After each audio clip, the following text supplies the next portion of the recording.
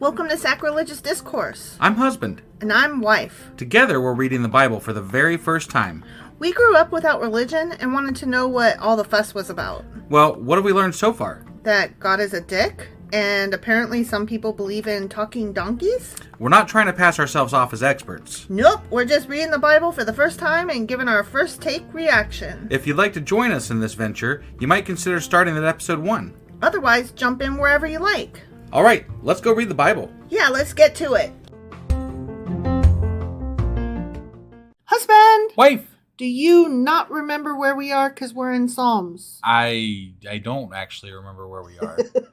But I'm sure that God was good to people and they asked for something from him and there was some of that shit. And they asked God to kill people for them. Yeah, that was probably That in always there too. happens. That's somewhere in there. Mm-hmm, mm-hmm. Yeah. We are getting into Psalms 73, 74, and 75 today. Okay. Sounds good. Let's go do this. Okie dokie.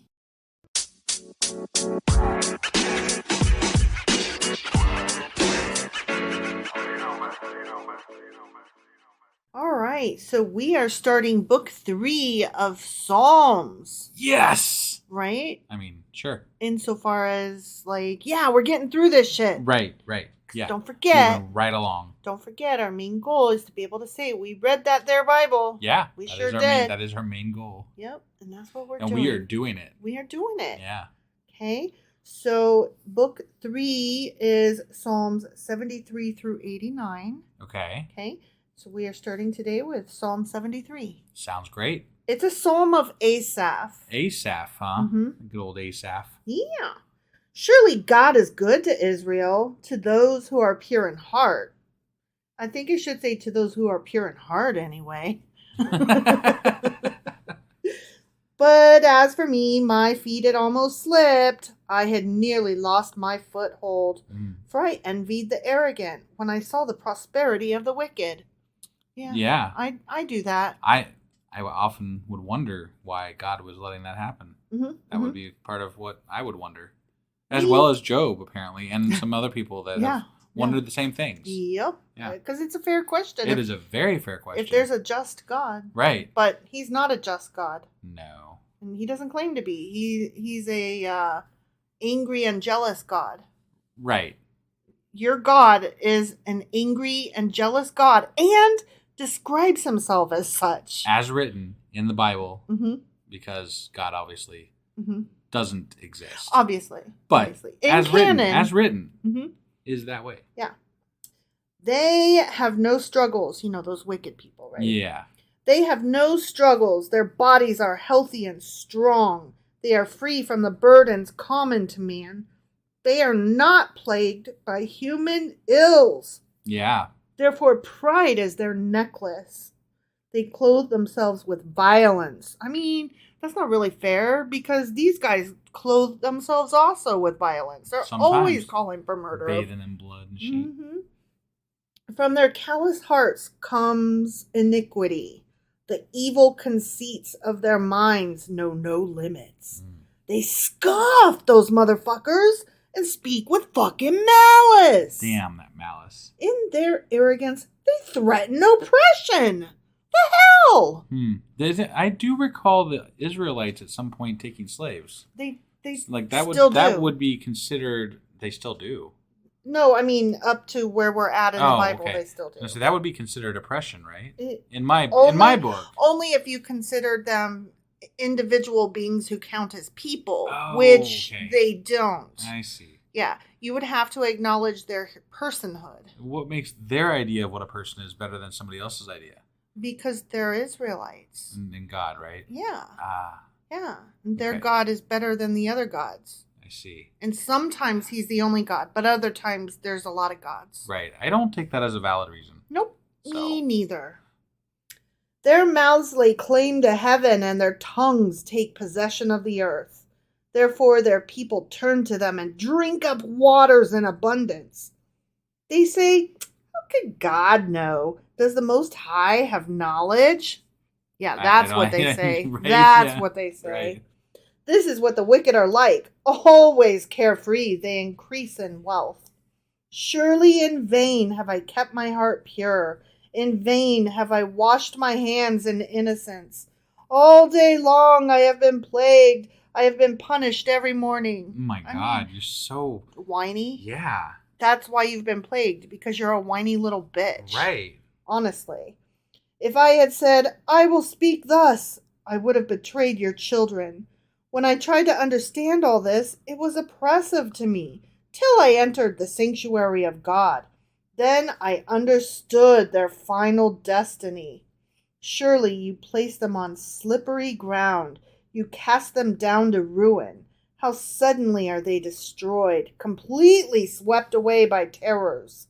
That's not what it sounded like you were saying. Like, I feel like someone's putting this in your mind. Like, you're like, yeah, God's totally going to take care of that. They're going to go. They're going to get theirs. They're Don't going to worry get theirs. about it. If they don't get theirs, their kids will get it at the very least. Yeah, somebody's going to get it. Somebody's going to get punished. Don't worry about it. You just feel good about yourself, you know, and the righteousness that you're doing. Enjoy your cancer and your good deeds and whatever. Right, but you are right. You are correct. You're the goodest good that ever gooded. Yeah, stop your whining.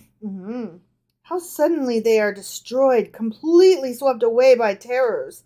As a dream when one awakens, so when you arise, O Lord, you will despise them as fantasies. You despise them, huh? Okay. God. Wait, how do you despise? I thought fantasies were good things that you want. Well, the word fantasy actually comes from the word fantastic, not meaning like, oh, great. Okay. Like when you say, that's fantastic, what you mean now is awesome, cool, neato. Yeah. But fantastic used to mean something that was outside of the norm. Yeah, unbelievable. And so a fantasy would be something that wasn't necessarily good or bad. It was just weird and crazy and mystical or something. Got it. So when you despise them as fantasies, you're despising them probably as monsters and beings that don't exist. Got it. A little entomology for your ear holes. Sure, yeah. When my heart was grieved and my spirit embittered, I was senseless and ignorant. I was a brute beast before you. Yet I am always with you. You hold me by my right hand, not my left one. That right hand, yeah, it's always the right hand. The left hand's for wiping poopy. You guide me with your counsel, and afterward you will take me into glory. Whom have I in heaven but you? Well, if you ask my parents, all of their dead relatives are in heaven. Yeah. All of them, 100% across the board. And I'm so what's hell got in it then? Yeah, I don't know. Unrelated to them. Okay. Yeah. Whom have I in heaven but you? And earth has nothing I desire besides you.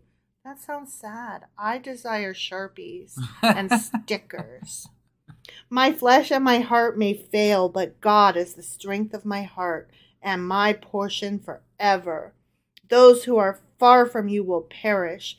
You destroy all who are unfaithful to you. That's so mean. But as for me, it is good to be near God. I have made the sovereign Lord my refuge. Yeah. I will tell of all your deeds. Surprised they didn't build a fortress or something. I know, right? It was like his fortress and his You're refuge. my rock and my salvation and goody gumdrops and stuff. Okay, so here are my Psalm 73 notes. Okay. This psalm is the fate of the wicked and starts, truly God is good to Israel. Psalm 73 is the opening psalm of Book 3 of the Book of Psalms and the second of the Psalms of Asaph. Okay. It has been categorized as one of the wisdom psalms. However, some writers are hesitant about using this description because of its, quote, strongly personal tone, meaning its whiny bitchiness. Right, yeah. And the references in the psalm to the temple. So that's not like wisdomy. That's like personal. Right. And just as a reminder, wisdom psalms consist of statements that offer teachings about divinity and virtue. Okay. So that I can see how it could fit both. Like they're trying to say, just keep your path and stay in your lane. You'll be rewarded in heaven type thing. And the wicked will be punished on their own time. Yeah. I guess, but I tend to think it doesn't really fall into that because it is too whiny. It Yeah. is too much of a personal. It's not fair when things happen to me. Right. Those Right. rich people are so rich all the time. They're always driving in their fancy rich cars and living in their fancy rich houses with their fancy rich yachts. I hate it when that happens. Yeah, it's something I love some of these psalms because they kind of teeter on the same questions that were brought up during Job. Like, but then they pull back. They pull back from it at the end, and then they're like, "But you're awesome." Yeah. But the questions are still there. Mm-hmm. So I like that aspect of it. Yeah. Somewhat. I would like it better if they actually asked the question. Yeah. Instead Right. of tiptoed around it. And we're like, just kidding, but you're awesome though. Definitely. Psalm 73 stands at its center in a crucial role because even if the psalm is not physically in the center, it has been proposed that it is the center theologically as well as canonically. So whiny bitchiness is the center of Psalms. Yes, Got it. yes. Okay. Do good and good things will happen to you. Okay. Even if you have to die first to get the good things. Right. The psalm reflects on the tragedy of the wicked and the blessedness of trust in God. Okay? Yeah. So, moving on. Psalm 74. Okay. A maskil of Asaph. Okay. Okay? Yeah. Why have you rejected us forever, O God? Ooh, Forever, huh? Forever. Ever. That's just like so final. Why does your anger smolder against the sheep of your pasture?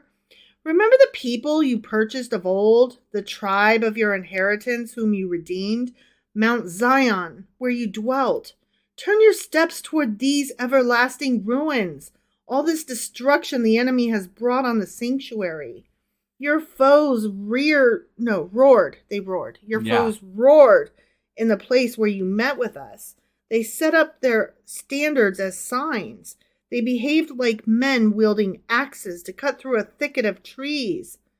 They whenever you say wielding axes to cut through a thicket of trees, all I can imagine is in Sleeping Beauty and how when she fell asleep, a whole thicket of brambles grew around her and then the prince had to chop them down. Yeah. So he literally was wielding an axe and cutting through a thicket. Yes. So, yeah.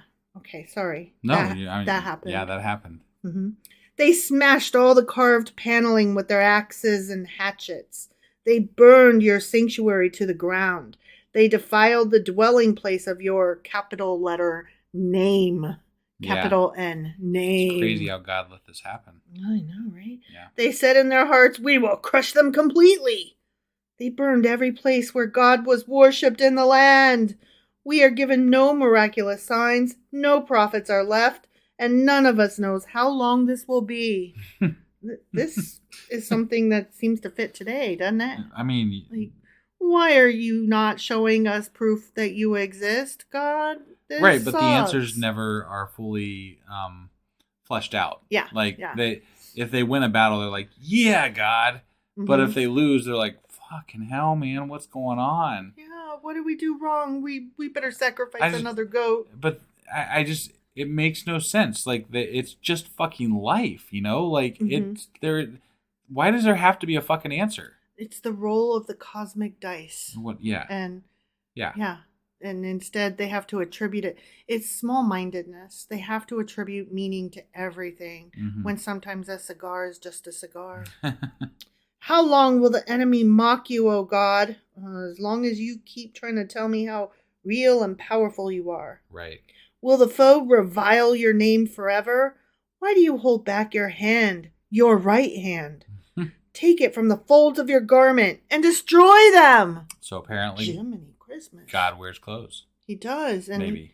And once again, they're calling on God to kill people. Kill them. Get them. Yeah. But you, O God, are my King from of old. You bring salvation upon the earth. It was you who split open the sea by your power. You broke the heads of the monsters in the waters. It was you who crushed the heads of Leviathan and gave him as food to the creatures of the desert. Yeah, he did. He did break open that Leviathan. Yeah. He got him. It was you who opened up springs and streams. You dried up the ever-flowing rivers. The day is yours, and yours also the night. You established the sun and moon. Yeah, they didn't just be there. Right. They came from God. Yeah. It was you who set all the boundaries of the earth. You made both summer and winter. I mean, no. What about spring and fall? Those are the halfway betweens. Okay. Those are the they're not the real seasons. They're not the extremes. Okay. Like summer and spring are just reflections of each other. Got it. You know what I mean? They're the same thing but on either end. Whereas winter and summer are the true far extremes of each other. Got it. Remember how the enemy has mocked you, O Lord, how foolish people have reviled your name.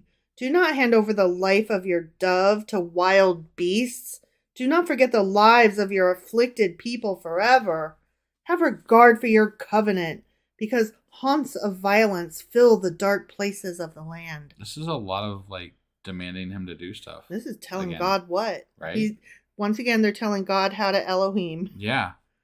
Do not let the oppressed retreat in disgrace. May the poor and needy praise your name. Rise up, O God, and defend your cause. Remember how fools mock you all day long. Do not ignore the clamor of your adversaries, the uproar of your enemies, which rises continually.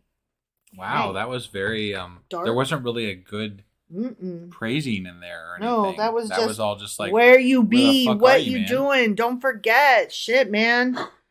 Psalm 74 is an appeal to God against the enemy. Is it though? And it starts, "Oh God, why hast thou cast us off forever?" This psalm is a meskil, or a contemplation, is what we're to think it is now. I mean, it's definitely a contemplation about where the fuck God is and why he's not doing anything. Mm-hmm. It's also a community lament in that it expresses the pleas of the Jewish community in the Babylonian captivity. Sure. Just as a reminder, psalms of communal lament are classified by their focus on laments expressing deep sorrow for the travails of a nation and as a group asking for God's blessing or intervention. Okay. It was more demanding than asking, but Yeah. okay. Yeah. Whatever you say. I mean, they were asking, I guess, but they were very specific about what God's not doing with regard to helping them. Yeah. And that implying that he probably should. Right. So. You said. Yeah.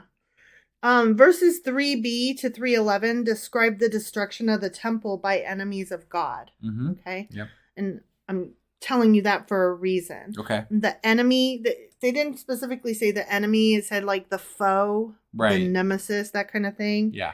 The enemy is not named, but may refer to King Nebuchadnezzar.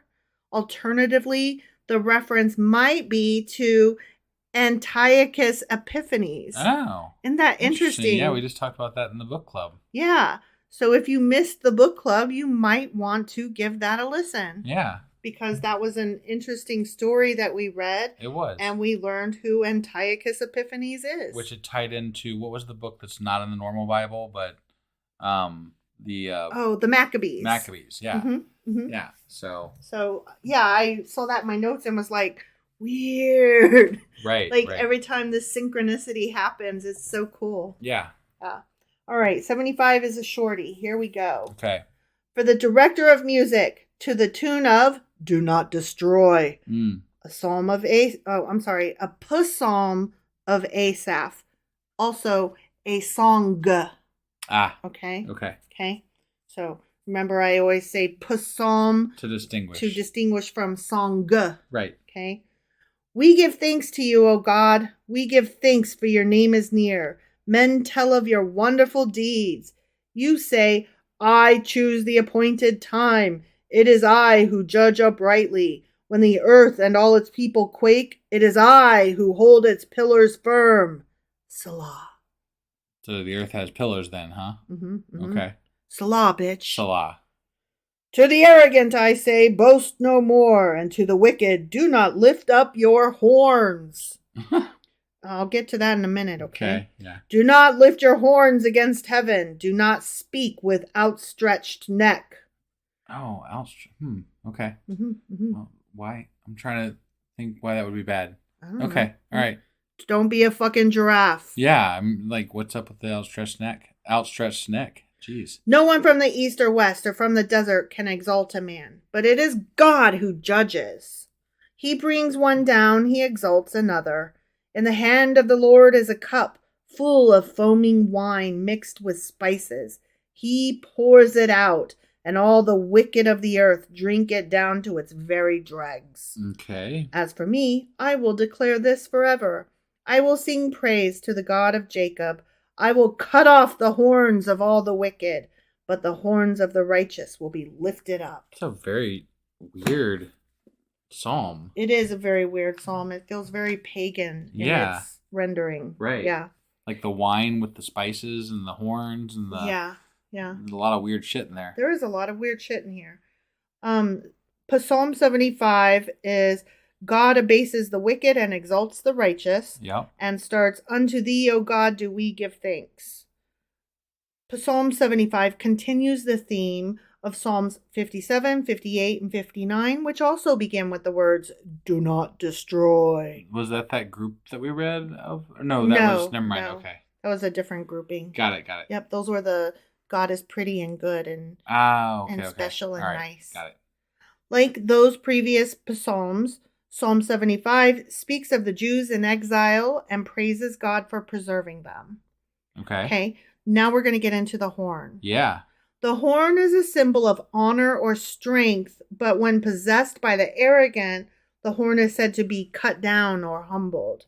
Now, one of the Midrash cites 10 scriptural verses that mention horns to identify 10 horns that God gave to the Israelites. Okay, and then he lists them. Ready? Yeah. The horns of Abraham, Isaac, Moses, Samuel, Aaron, the Sanhedrin, Heman the Ezrahite, Jerusalem, the Jewish Messiah, and David in the future. The Messiah yet to come. Okay, all right, yeah.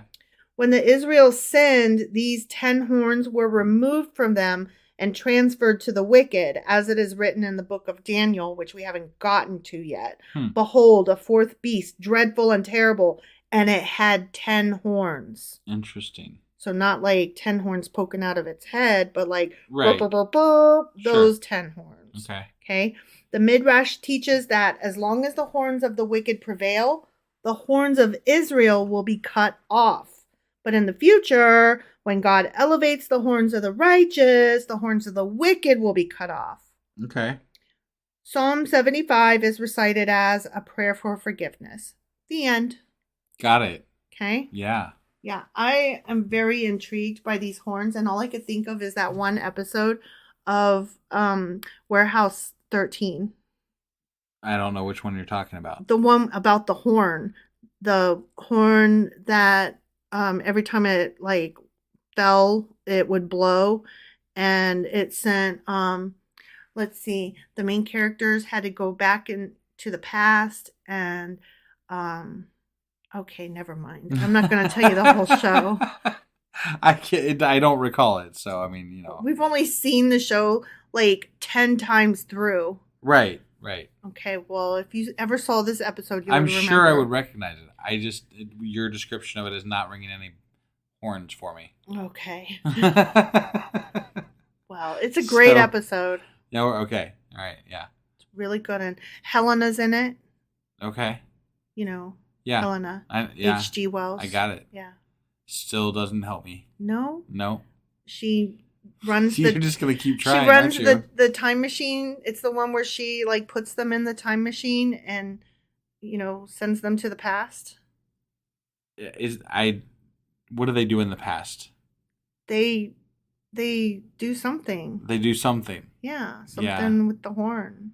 Still not helping. Okay. So. All right. Whatever. Sorry. Okay. All right. So yeah. Anyway, that was Psalms. And I love the horns. And Wife Loves the Horns. Mm-hmm. That was chapters 73, 74, and 75. Mm-hmm. And tomorrow we'll be back with Psalm 76, 77, and 78. Hypothetically. Unless there's some kind of strange grouping yes. of which I am yet unaware, having not read them. Indeed. Also, just one quick housekeeping note. We have a couple of what do you call them? Patrons. Thank you, patrons. My brain was just not working right then. that we need to shout out tomorrow and the next day, etc. That we're kind of just behind on. So hang in there. We got those shout outs coming, and we will be back tomorrow.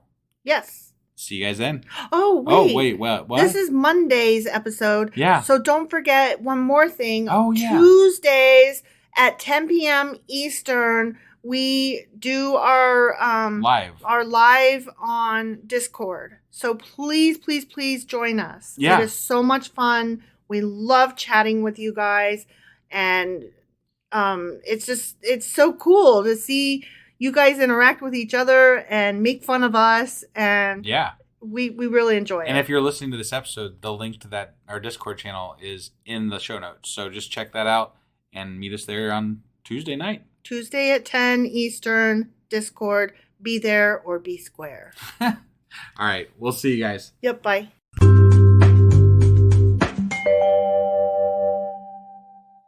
Husband. Wife. Do you not remember where we are because we're in Psalms? We're in Psalms. That is where we are. Psalms is where we are. I live here now. We are past the halfway point. We are.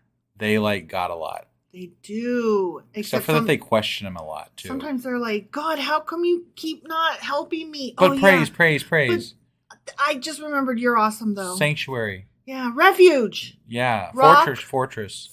Rock. Refuge. Yeah. And also kill them all, get them. Yeah. I think that about sums it up. Right. Yeah. So anyway, today we're going to be going over which Psalms. We are doing something a little different. We're only doing 2 today, and I will only tell you why later. Well, fucking hell. We're doing Psalms 76 and 77. Okay. And we're going to skip 78 Perfect. For now. So, okay. But I'll tell you later. 70, but yeah, I mean, we're not skipping it. It's just we aren't getting to it. Oh, no, we're going to skip it and come back to it later. Oh, but we're not skipping it today, though. We're skipping it tomorrow. No, we're skipping it today and tomorrow. I thought you said we're doing 76 and 77. Yeah. So we aren't even getting to it today. We would under normal circumstances. Oh, but we're going to skip it. But we're going to skip Without skipping it because we aren't quite there yet. Well, tomorrow we're skipping it. All right. You ready to skip into this episode? Oh, my God. Let's do it. Okie dokie.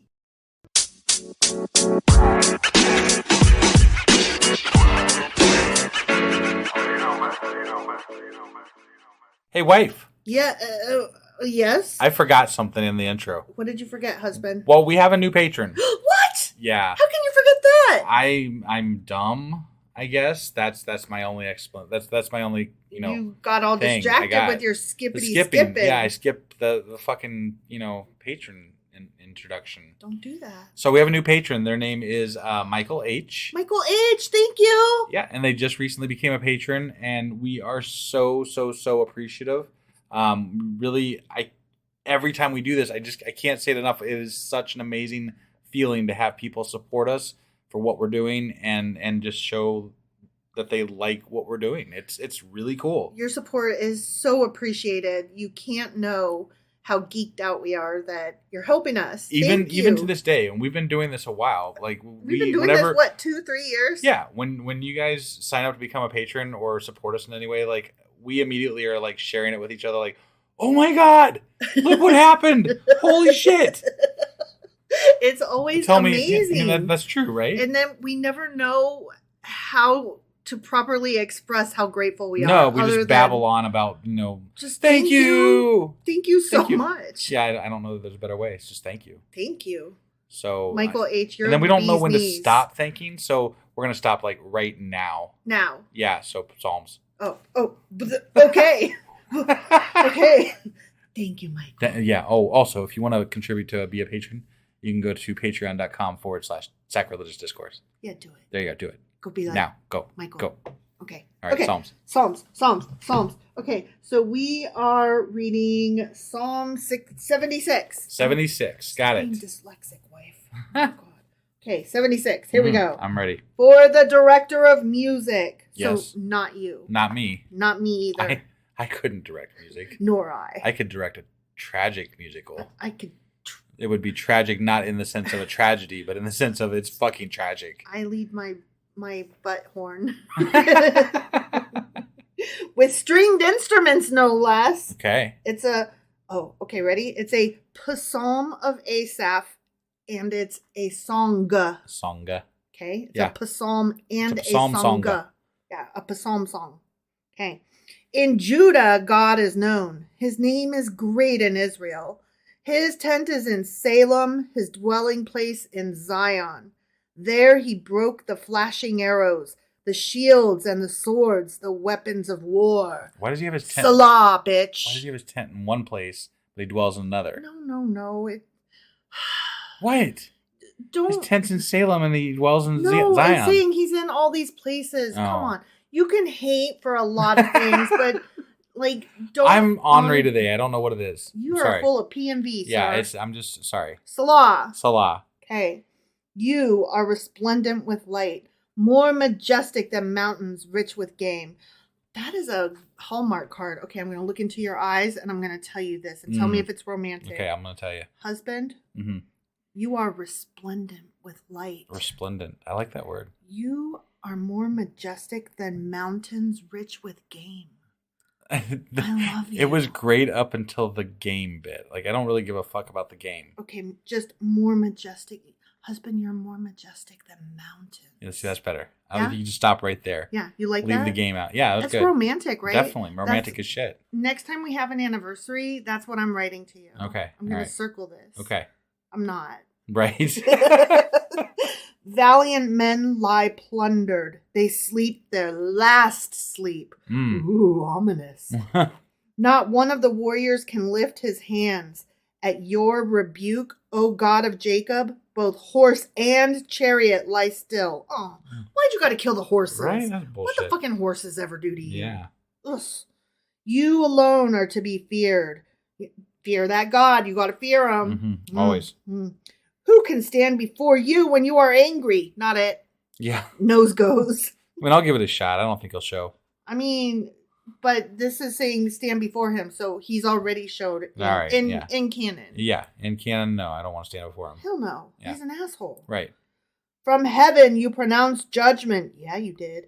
And the land feared and was quiet. When you, O God, rose up to judge, to save all the afflicted of the land. Salah. Salah. Wow. Surely your wrath against men brings you praise, and the survivors of your wrath. What? Your wrath against men brings you praise. Yeah. That's God's the only person that could possibly be praised for wrath. I know. Like, hey, I'm going to be wrathful. Well, fuck you then. Yeah. No, wait, but I'm God though. Oh, my bad. That was me putting my words back in my mouth. Okay, and the survivors of your wrath are restrained. Okay. Okay. How about if you don't have wrath? Because I think that a God should be able to control his fucking temper. Wrath is not a good fucking trait. Like, are you too?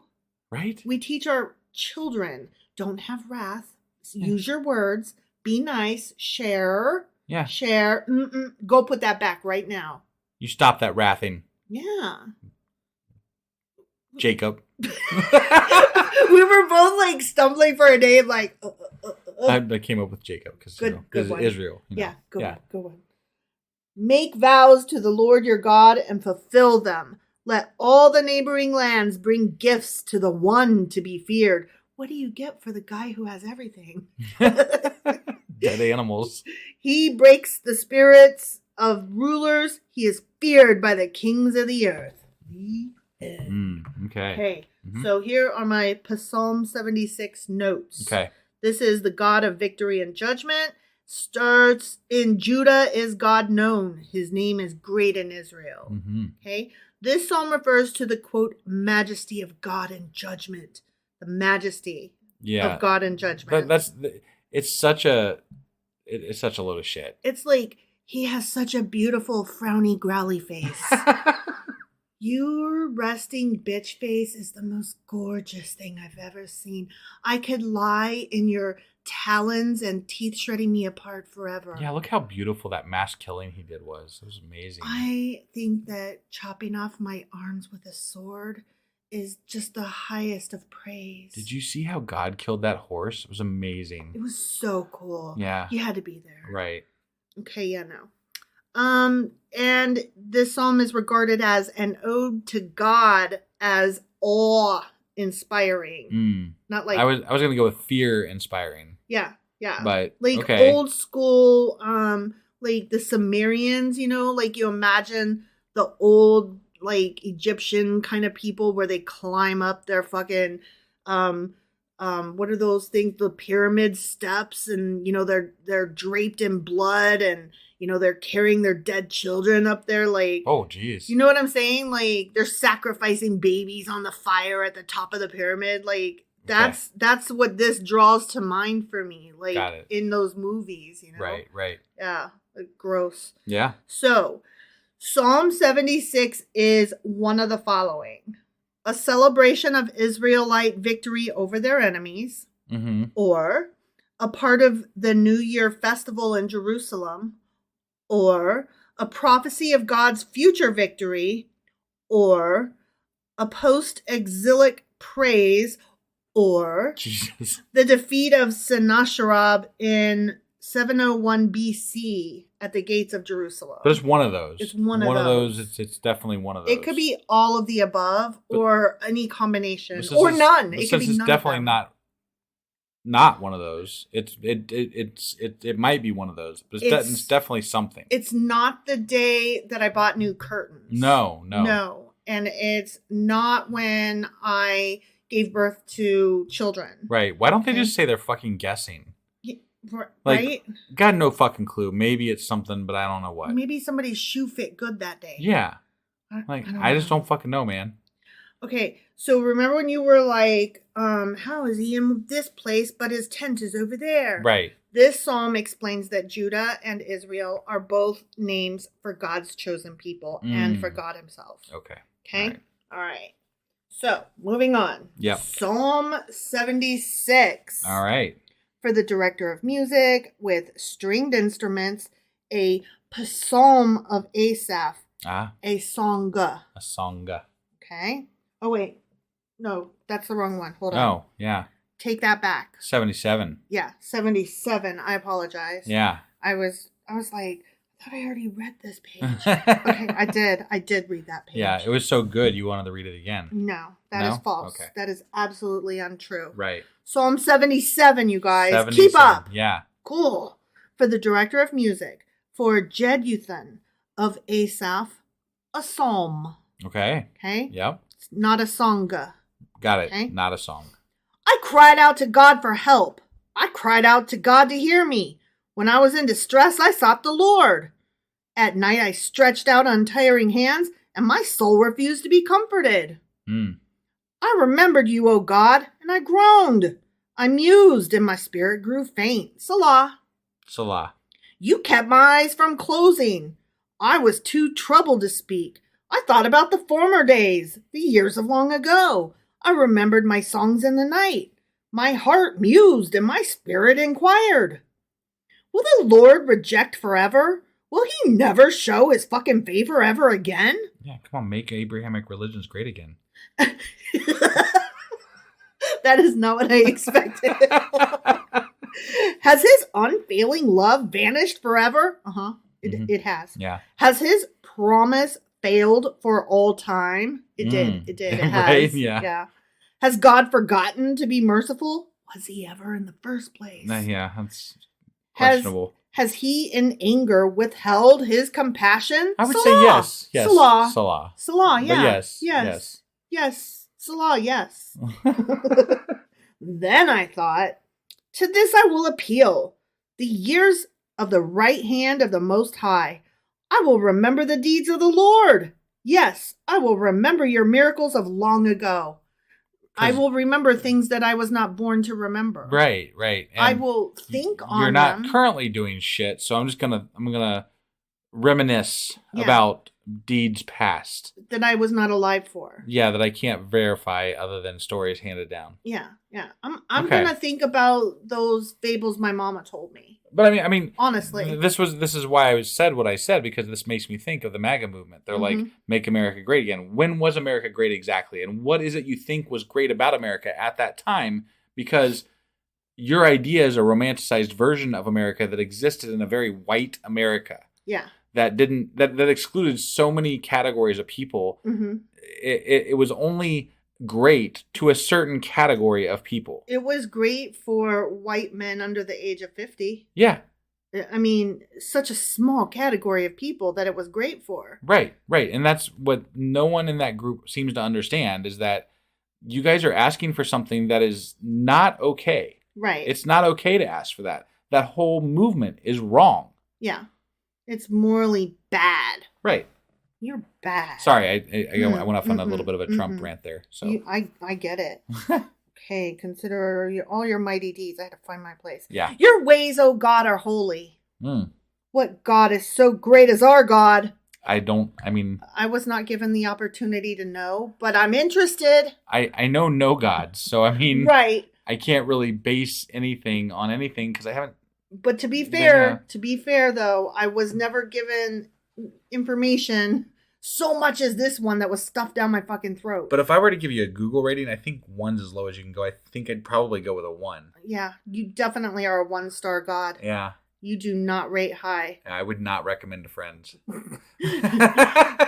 They say like 10 out of 10, no notes. You are a 1 out of 10, and there's a fucking whole entire book full of notes. Right. So many books of notes. Yeah. All the notes. Yeah. You are the God who performs miracles. Okay. I'm sure. As it says, I guess. I believe you. Right. You display your power among the peoples. Well, you did anyways. With your mighty arm, you redeemed your people, the descendants of Jacob and Joseph. Salah. The water saw you, O God. The water saw you and writhed. Okay. Writhed, huh? The water. It's a weird symbolism of. That makes it feel like the water is alive, which is like such a, childish, back when we believed in Zeus kind of thing to believe. Right. The very depths were convulsed. Hmm. Is that why they swallowed the Titanic and then the Titan? Yeah, I don't know. Because them water, they were convulsing. Right. Too soon. I do have to say that, I think that the whole... I am kind of upset about how much fun got made of the people that died. People died still. People died. I understand the lack of sympathy. The only one that I actually feel sorry for is the son of the billionaire. I feel sorry for both of them, but here's the thing. I think that the amount of news given to the story was overblown and unneeded. True. Right? That's where we went wrong. But the fact of the matter is, people still died, and it was horrible. Yeah. Okay. Billionaire or not, they still died, and it was horrible. I know. It's really, really hard to work up sympathy because, as was pointed out multiple times, so much attention was paid to that when there was another ship of migrants that sank that we know nothing about. I couldn't even tell you what country those migrants were from. I completely understand what you're saying, and that's why I prefaced it with the amount of news coverage given to this event was absolutely a travesty. Right. That was wrong. I guess I'm having a hard time feeling the people-y humanity part of the story, and I'm really caught up in the, there go frivolous, rich white people doing, and I know that some of them weren't even white. I don't disagree with your general sentiment, but at the same time, I can't be elated or happy that people died. No, I'm not elated. I'm not happy. I'm not like, you brought it on yourself and you're getting what you deserve. I'm not like that.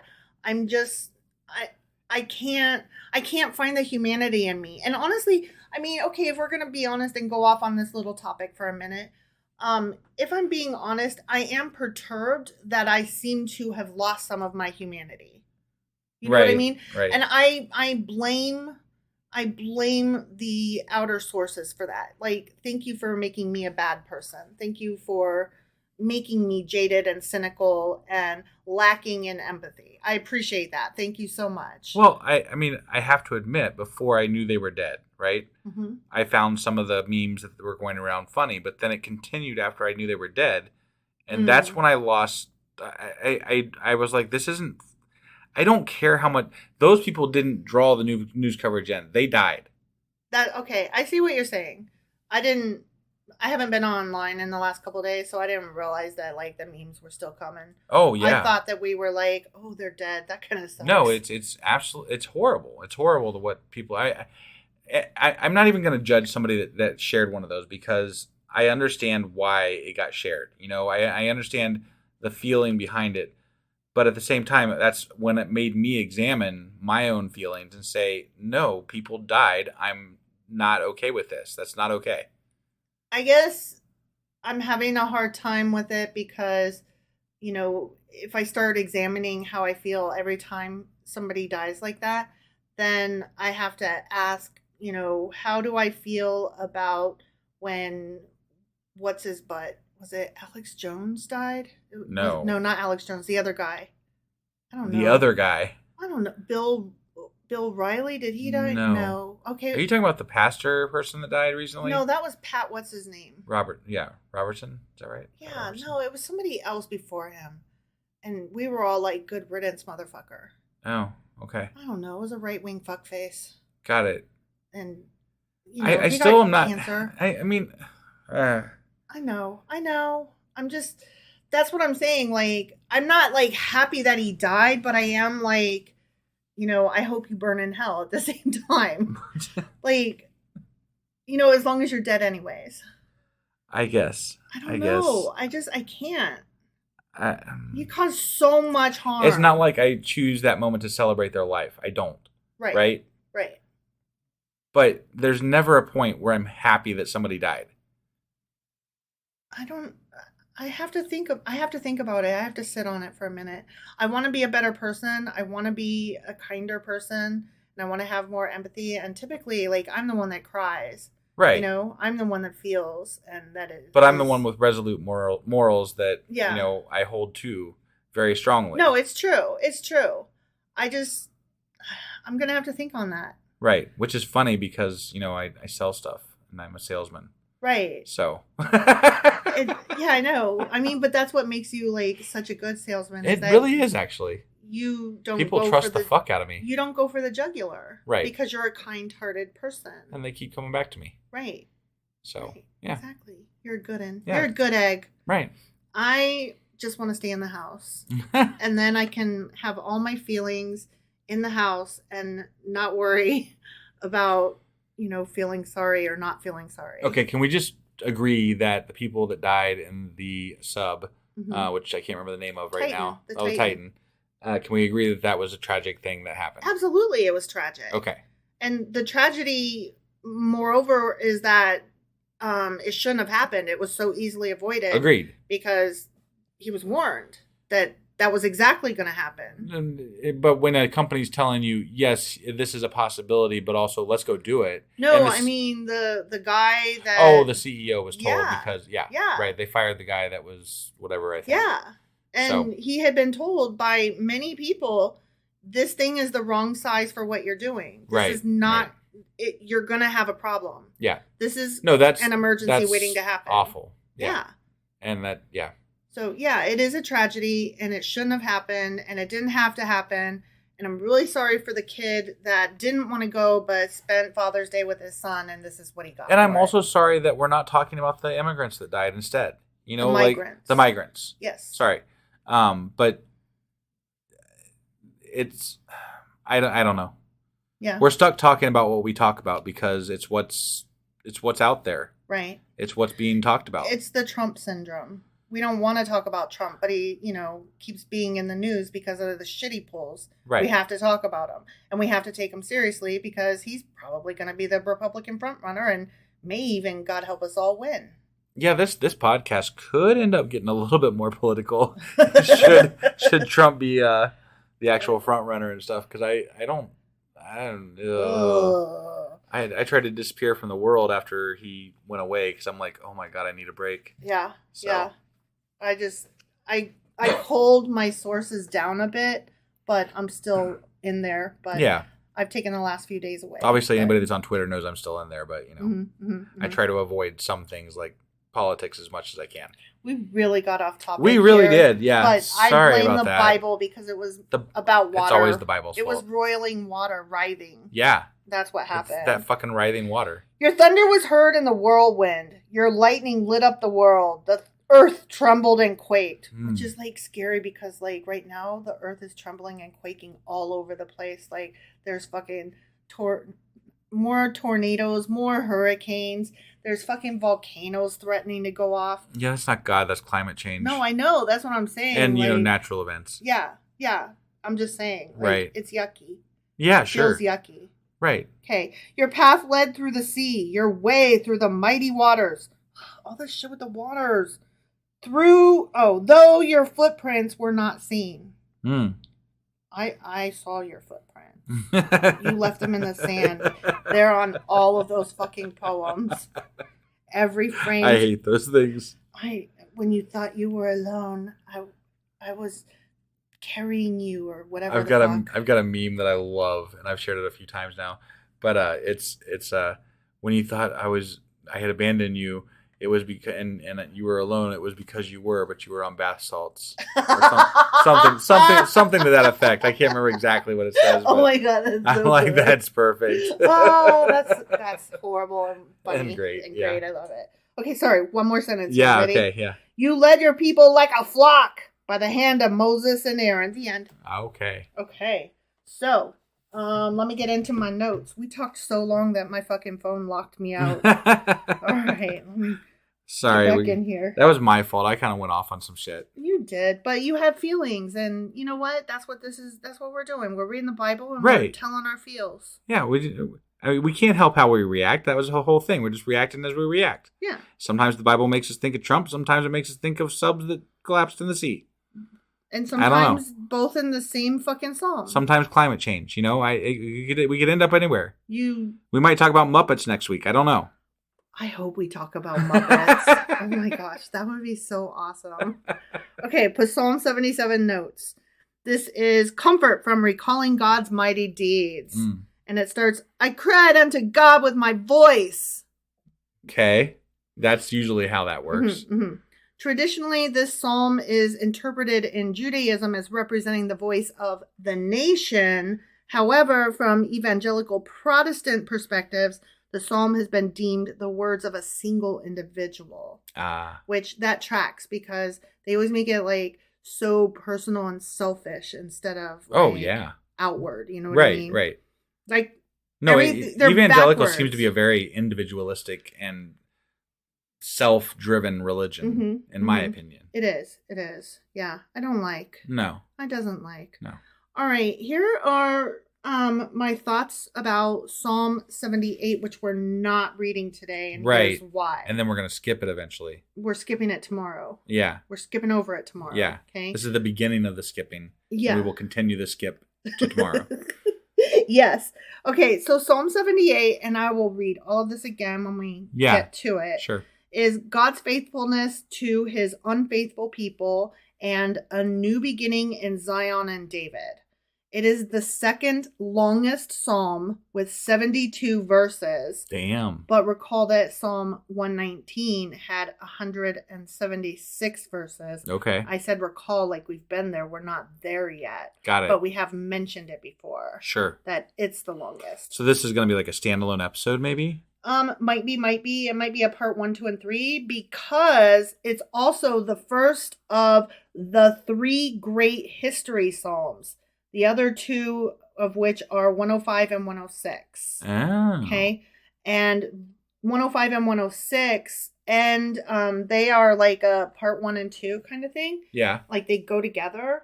And they're super long. I already looked them up. They're super long because they're history ones. Sure.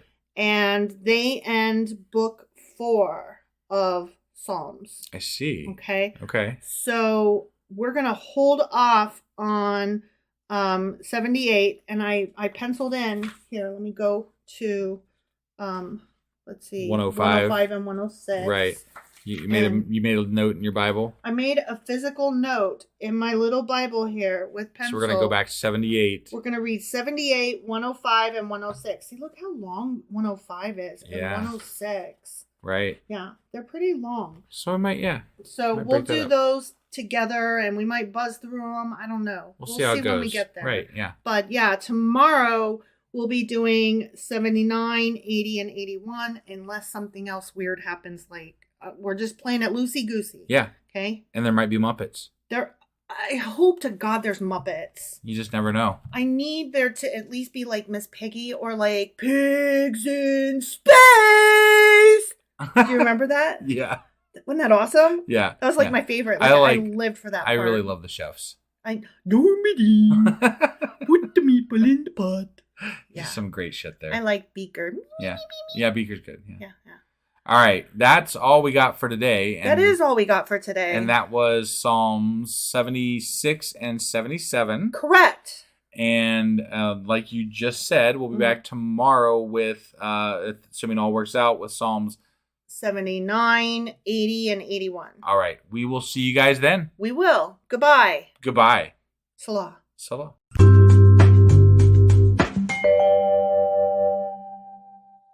Husband. Wife. Do you not remember where we're at? Because we're in the Psalms. I don't remember. Well, I know we're going to skip one. Yes. We are skipping Yesterday. 78, I That's believe. correct. Yeah. Good job. Yeah. Good on you. And I feel like yesterday we were going off on some shit. We rambled about the memes and all of the jokes that were made about the Titan, the submersible. The submarine? Well, it wasn't a submarine. It's a submersible vessel. Sure. It's not a submarine. Okay. But whatever the fuck it's called. I don't really know the difference between a submarine and a submersible vehicle. I mean, one's a submarine and one's not. Isn't submarine below, like, whatever. I Anyways. don't care enough to care. No. So. But we were going off about, or you were going off, and I was like feeling guilty that I didn't feel as guilty as I should. Yeah. And then we went off about, I forget what Some else. Bible shit. Some Bible shit. Yeah. And some right-wing shit. Right. Yeah. Before we hop into what we're doing today, I do want to share that we have a new patron. What? Yeah. And their name is Fern. Bernie!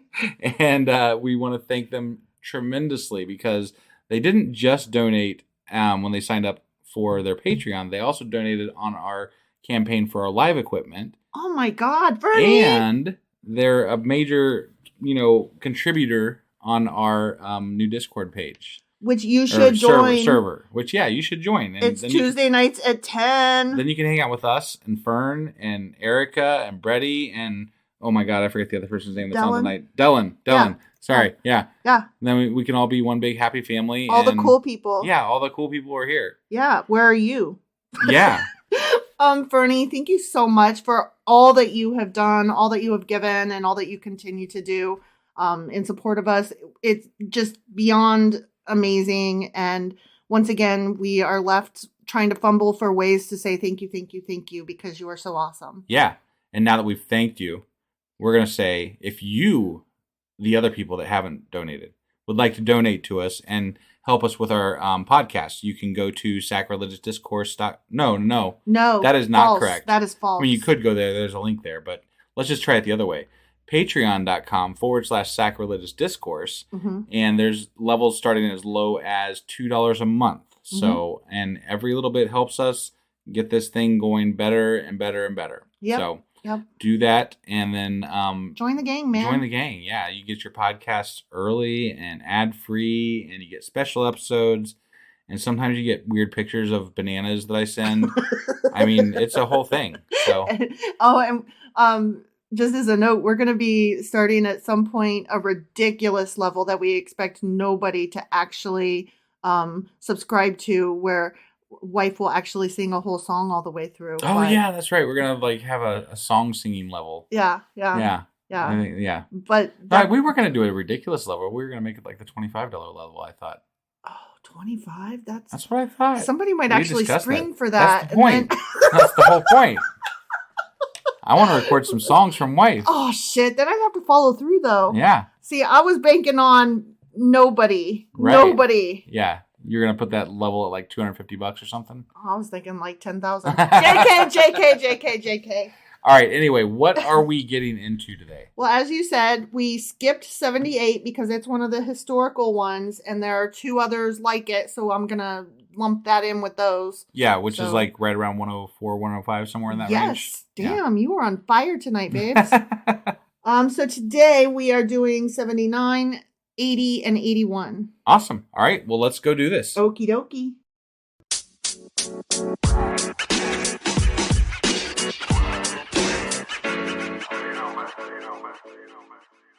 Okay, Psalm 79. All right. It's not of David. It's not of David. It's a psalm of Asaph. Asaph. Got it. Asaph Rocky. What? Oh, God. You forgot already? It's a joke that I made, not the last time, but a few times before. He's a rapper, okay? Oh, whatever. Yeah. Asaph Rocky. Right, yeah. I know, and you'll never remember that. I will never remember that. Okay. Well, Not ever. Do you know the name Post Malone? That's another. I do know that one. Oh, do you? I do. I think he's the one with tattoos all over his face. I could be wrong. I have he's no pretty idea. Cool. I don't know. I don't know these guys. Sorry. I suck. Anyway, I know the name, and this is a psalm of Asaph Rocky. Okay. Oh, God. Oh, God. Oh, God. The nations have invaded your inheritance. They have defiled your holy temple. They have reduced Jerusalem to rubble. Oh, God. They have given the dead bodies of your servants as food to the birds of the air. Well, that escalated. The flesh of your saints to the beasts of the earth. They have poured out blood like water all around Jerusalem, and there is no one to bury the dead. Man, Jesus. They killed all of them. This sounds like a gothic tale. You know what I mean? Like, it's real dark and gritty. Yeah. Like, it's like a haunted story. Like, because there's lots of dead people? Yeah. Okay. We are objects of reproach to our neighbors, of scorn and derision to those around us. It's like House on Haunted Hill, you know? I just always, like, this happens. It seems like a reoccurring theme if they're not very popular with their neighbors. Yeah.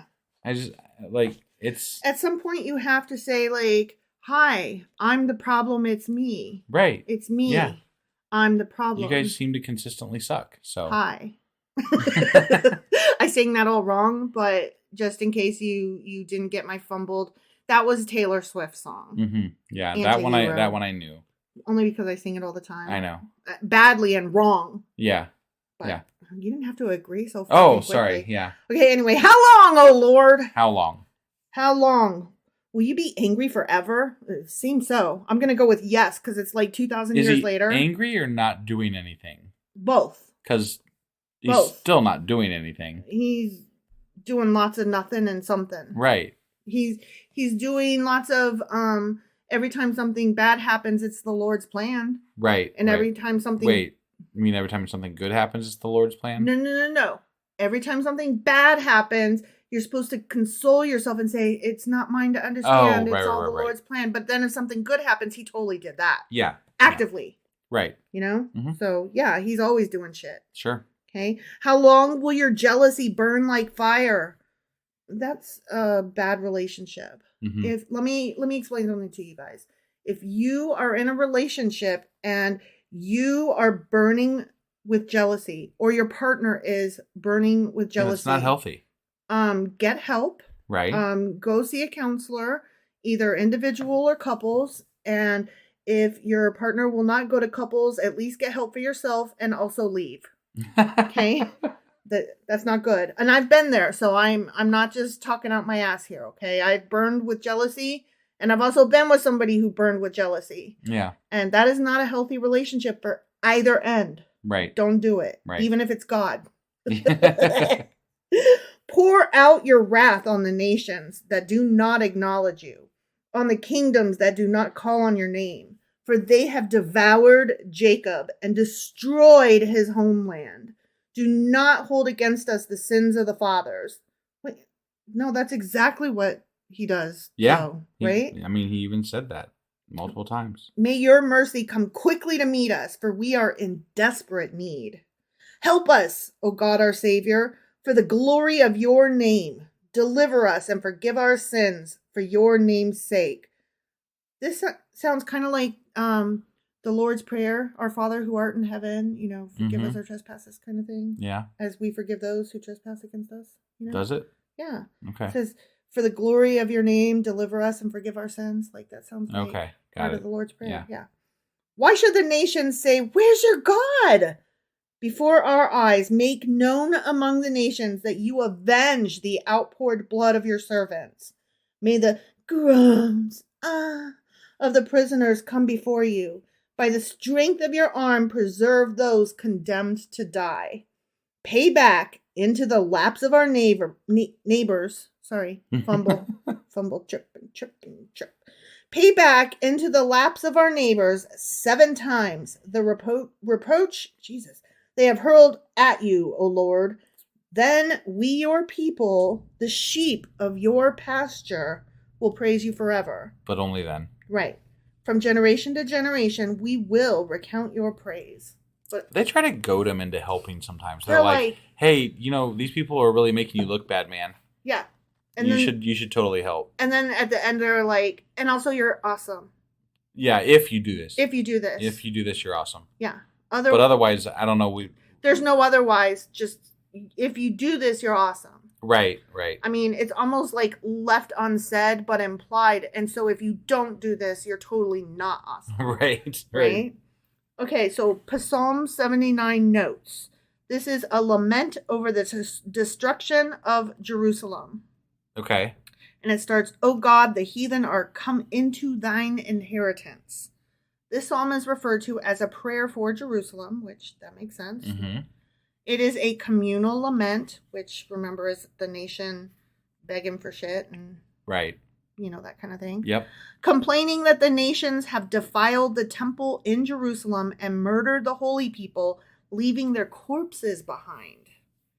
It may refer to the destruction of Jerusalem by the Babylonian army in 587 BC, or instead to the later persecutions under Antiochus Epiphanes. That's weird. He's coming up all the time now. We just talked about him in the book club thing. Right. In the era of the Maccabean revolt, where Jerusalem was attacked and looted twice, which we haven't got there yet. Right.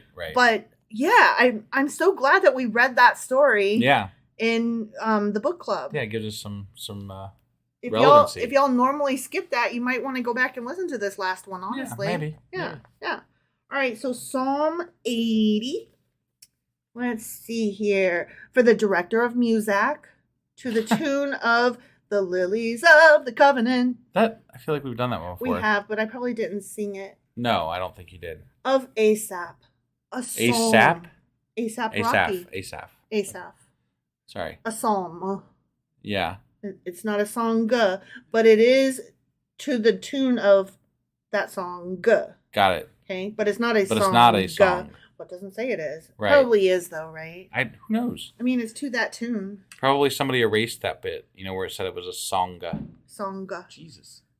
Ooh, our porch light just came on because that was fireworks. Some exciting fireworks. Yeah, apparently we got to deal with that here for a little bit. Because it's that time of year. Between Father's Day and July 4th weekend. Right. Yeah. Yeah. Great. Exciting. Okay, anyways. Hear us, O shepherd of Israel, you who lead Joseph like a flock. Solid like a flock. Get it? I get it. Yes. That was funny. You who sit enthroned between the cherubim, shine forth. Huh. Before Ephraim, Benjamin, and Manasseh, awaken your might. Come and save us. This sounds a little older because they're actually referencing the seat of the throne on the ark, and they're referencing the tribes again, which is usually kind of old stuff. School. Yeah. Like those first 5 books. Right. The Pentateuch. Yeah. The Torah. Right. Yeah, those words. Sure. Look, I said those words good. You did. Good job. Restore us, O God. Oh, God. Make your face shine upon us that we may be saved. O Lord God Almighty, how long will your anger smolder against the prayers of your people? You have fed them with the bread of tears. Oh, that is a fun phrase. Yeah. Bread of tears. Yeah. You have made them drink tears by the bowlful. Damn. That's a lot. That's a lot of tears. It is. You have made us a source of contention to our neighbors, and our enemies mock us. Well, It's happening all over the place all the time. they're always getting mocked Yeah. by the mockers. Right? Restore us, O God Almighty. Make your face shine upon us, that we may be saved. You brought a vine out of Egypt. You drove out the nations and planted it. You cleared the ground for it, and it took root and filled the land. The mountains were covered with its shade, the mighty cedars with its branches. It sent out its boughs to the sea. It shoots as far as the river. Why have you broken down its walls so that all who pass by pick its grapes? Boars from the forest ravage it, and the creatures of the field feed on it. Yeah. And when I say boars, I don't mean like boring people. I mean No, like wild like, pigs. right. Them guys with the snouty, the snouty horn tusks. The snouty horn tusked animals, yeah. Those are, yeah. Uh-huh. And they're hairy. Those hairy, snouty horn tusked animals. Yes. Yeah, okay. Yeah, the wild boars. Yeah. Okay. Well, this is an audio medium, so I'm trying to just be helpful and describe, because sometimes my enunciation does not shine forth. Got it. Okay? Yeah. Just trying to help. That's what I'm here to do. Okay. Return to us, O God Almighty. Look down from the heaven and see. Watch over this vine, the root your right hand has planted, the son you have raised up for yourself. Do you think his left hand doesn't work? No, that's the one that they use to wipe with. Oh, okay. All Yeah. right.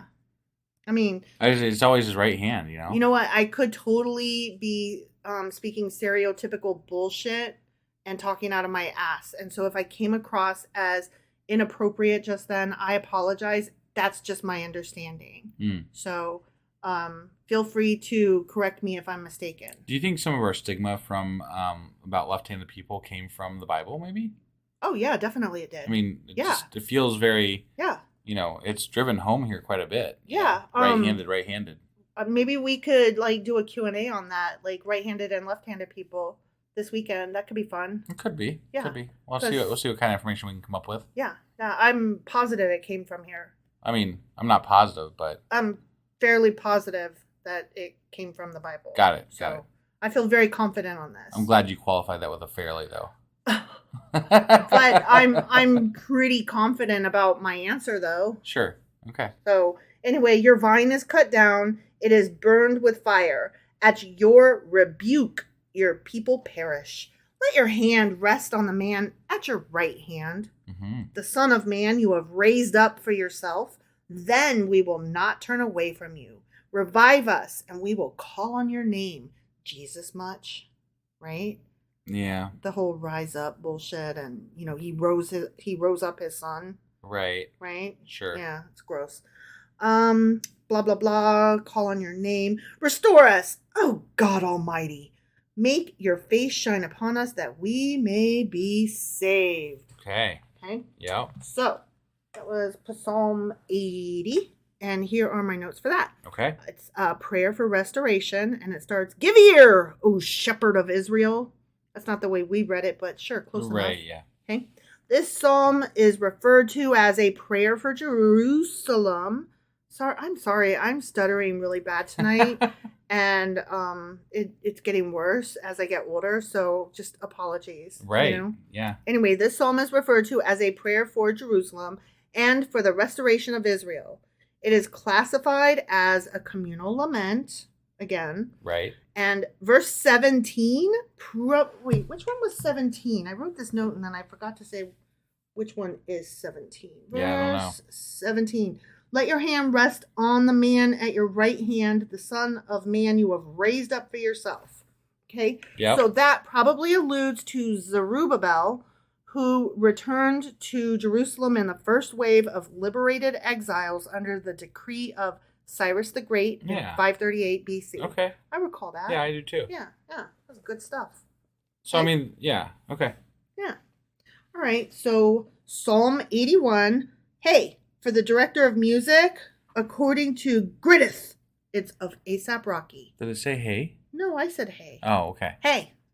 Got it. Hey. Sorry. This is for the director of music. Got it. The director of music, yeah. Yeah. It's according to Grittith, and I didn't look that up because it wasn't in my notes. Okay. So, and I didn't know it till I read it just now. Got it. So I'll have to get back to you on what the fuck that means. Yeah. Okay. But this is another one that's of ASAP Rocky. Got it. Okay. ASAP. You hate it when I fuck around.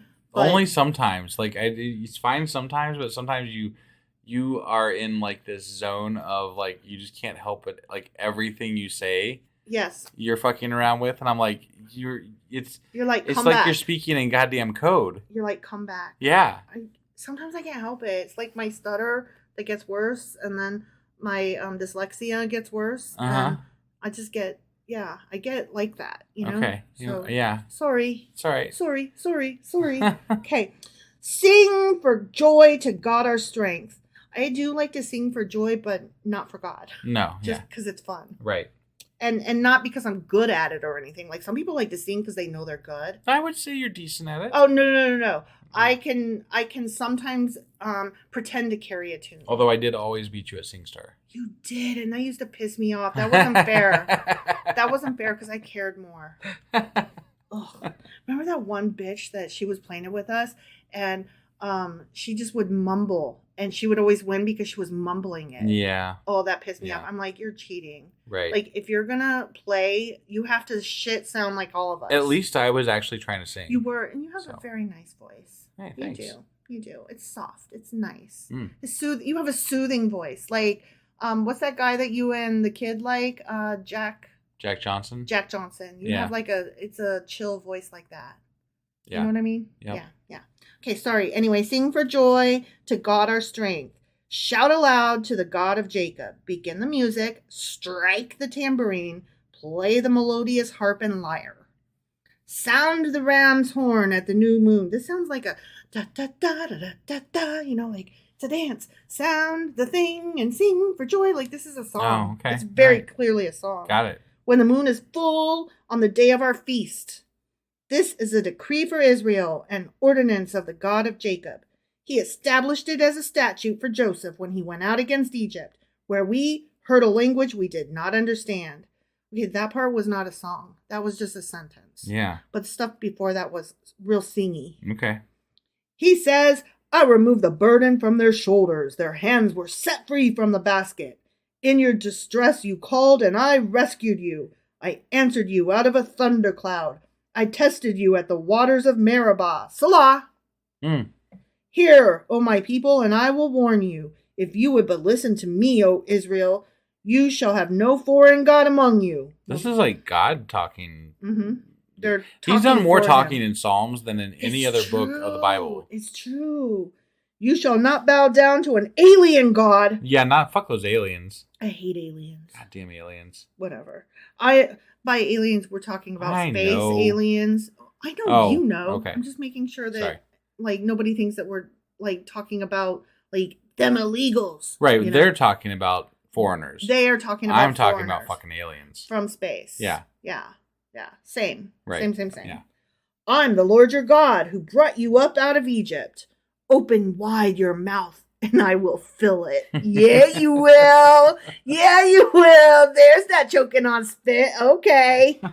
But my people... What? But my people would not listen to me. Israel would not submit to me. So I gave them over to their stubborn hearts to follow their own devices. Everybody should have their own devices. Okay, I'm sorry. I'm a child. Stop. If my people would but listen to me, if Israel would follow my ways, how quickly would I subdue their enemies and turn my hand against their foes? What an asshole. He's like, if they just listened to me, I'd stop letting them die. If you would just bend the knee and lick my butthole and do everything like, you know, all the things that I want. Right, make sure you open your mouth wide too. Yeah. Then I would save you. Otherwise, go ahead and die. I'm just going to stand here and watch you die. Yeah. Because I can. Right. Whatevs. I'm in the mood. Mm-hmm. I'm in the mood for a little murder and mayhem. Right. Those who hate the Lord would cringe before him. Okay. But their punishment would last forever. But you would be fed with the finest of wheat, with honey from the rock. I would satisfy you. Yeah, I would. Yeah. And done. Yeah. Yeah, gotta slam that book. Yeah. Okay, so Psalm 81 notes. This was God's goodness and Israel's waywardness, as well as an alternate title is An Appeal for Israel's Repentance. Okay. And it starts out, sing aloud unto God our strength, to that song. Right. Right? Yeah. Themes of this psalm relate to celebration and repentance. Okay. Both. Right. You got to sing and dance and say sorry, sorry, sorry. Sing and dance, sorry, sorry, sorry. You are great, sorry, sorry, sorry. See how that song goes? Right. Sing it real good. Yeah. The reference to the new moon and full moon, as well as to the blowing of the trumpet in verse 3, which that was where I was like, this is real sing-songy, and you were like, this is real Deuteronomy. Yeah. That stuff may reflect the celebration of New Year and tabernacles. Okay. Researchers make this psalm the poetic center of the book of Psalms, given that it's the middle book. It's book 3 out of 5. Okay. And this is the middle psalm of that book, number 8 of 17. And many even point to the middle verses of this specific psalm, Psalm 81, verses 8 and 9, which says, if only my people would listen. Right? The middle of the middle of the middle. Just listen. It's the theme of the book. Yeah. Yeah. Yeah, the whole thing. Just fucking listen, would ya? Oh, man. That's it. Okay, That's all she wrote. That was Psalms chapters 79 through 81. Correct. And tomorrow we'll be back with... 82, 83, 84. All right. We'll see you guys then. Yes. Goodbye. Fare thee well. Bye. Live long and prosper.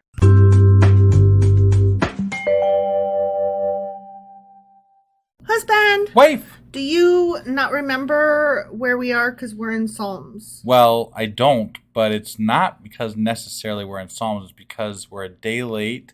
Well, no, it's still the day. Well, but we're doing it a day late. It should have come out this morning, and instead it's coming out just now. Before the next day. Yeah. Yeah. Oopsie. Yeah, oops. Well, yesterday ran late. Shit happens, you know? Life. We're doing this every day in our living room, dining room, so, Yeah. Sometimes shit happens. Sometimes just life, Yeah, that's for sure. Sorry, though. Yeah. So anyway, what are we going to be going over today? We are going to hit up Psalms 82, 83, and 84. Sounds great. Let's go do this. Okie dokie.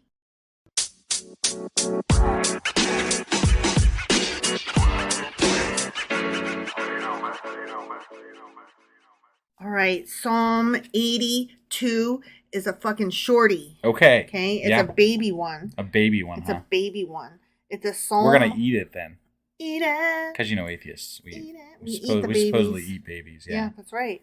It's a psalm of Asaph. Okay. Or as I like to say, Asaph Rocky. Yeah, okay? yeah. Hey, you know what? What? God presides in the great assembly. He gives judgment among the gods. Wait, among the gods? Mm-hmm.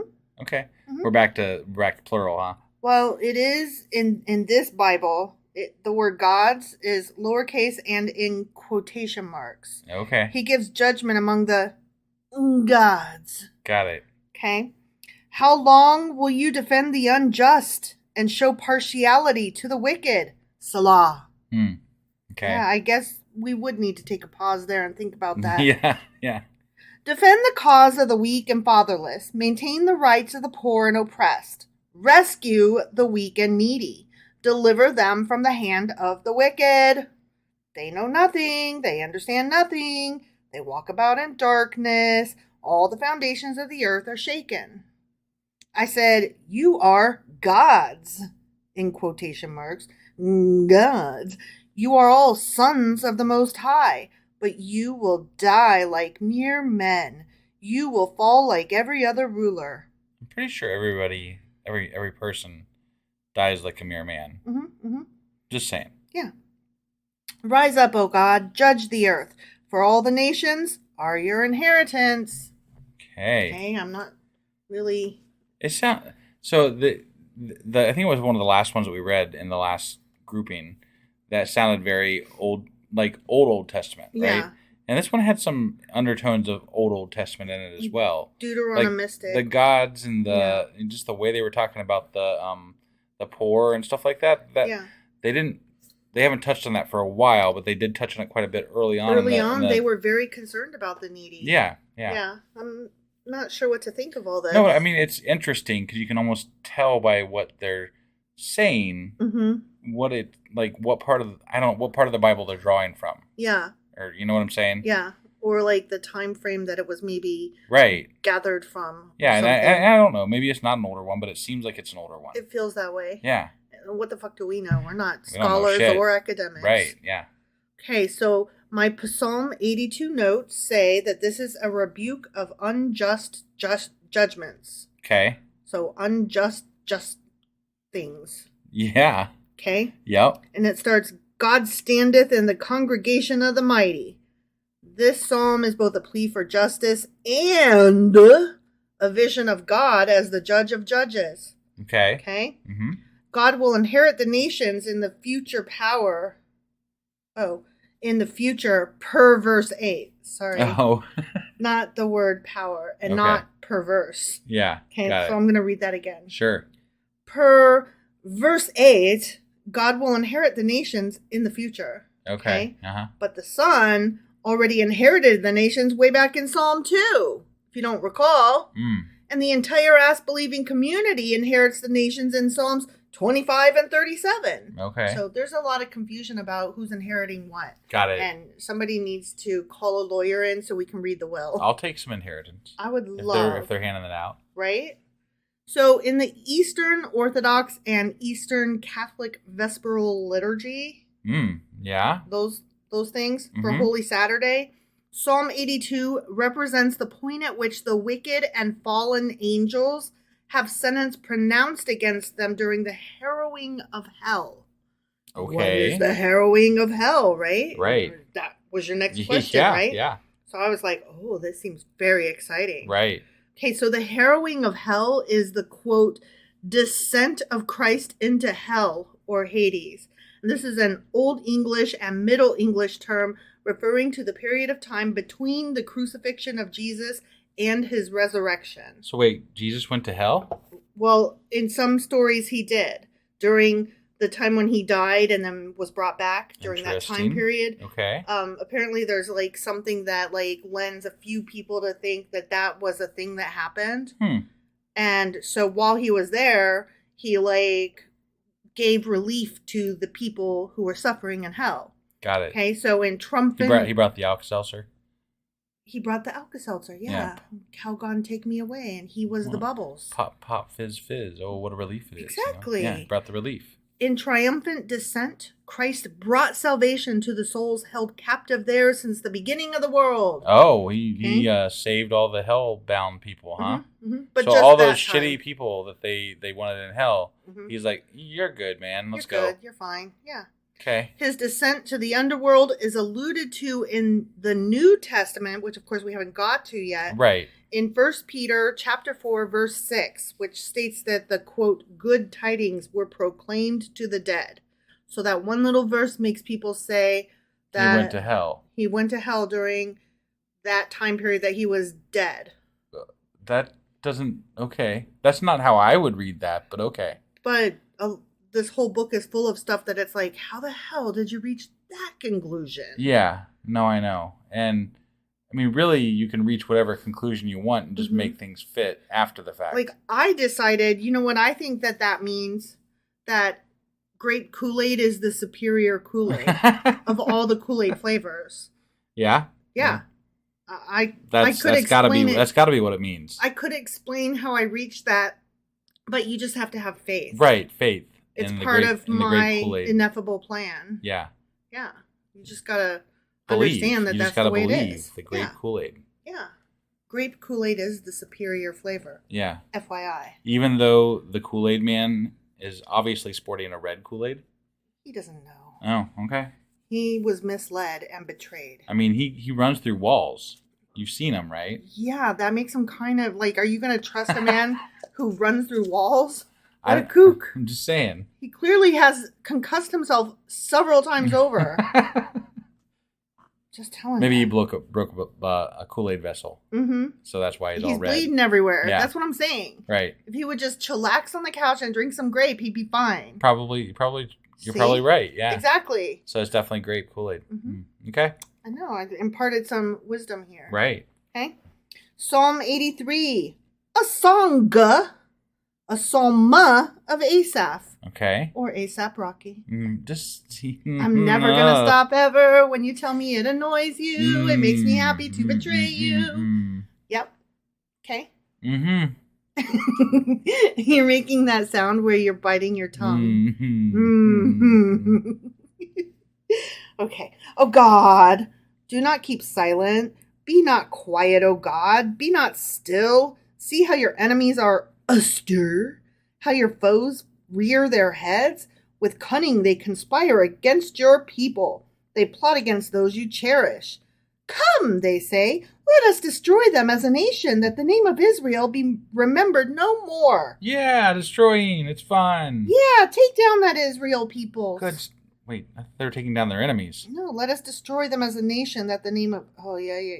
No, look, he's saying this... He is saying that that's what they're saying. Okay.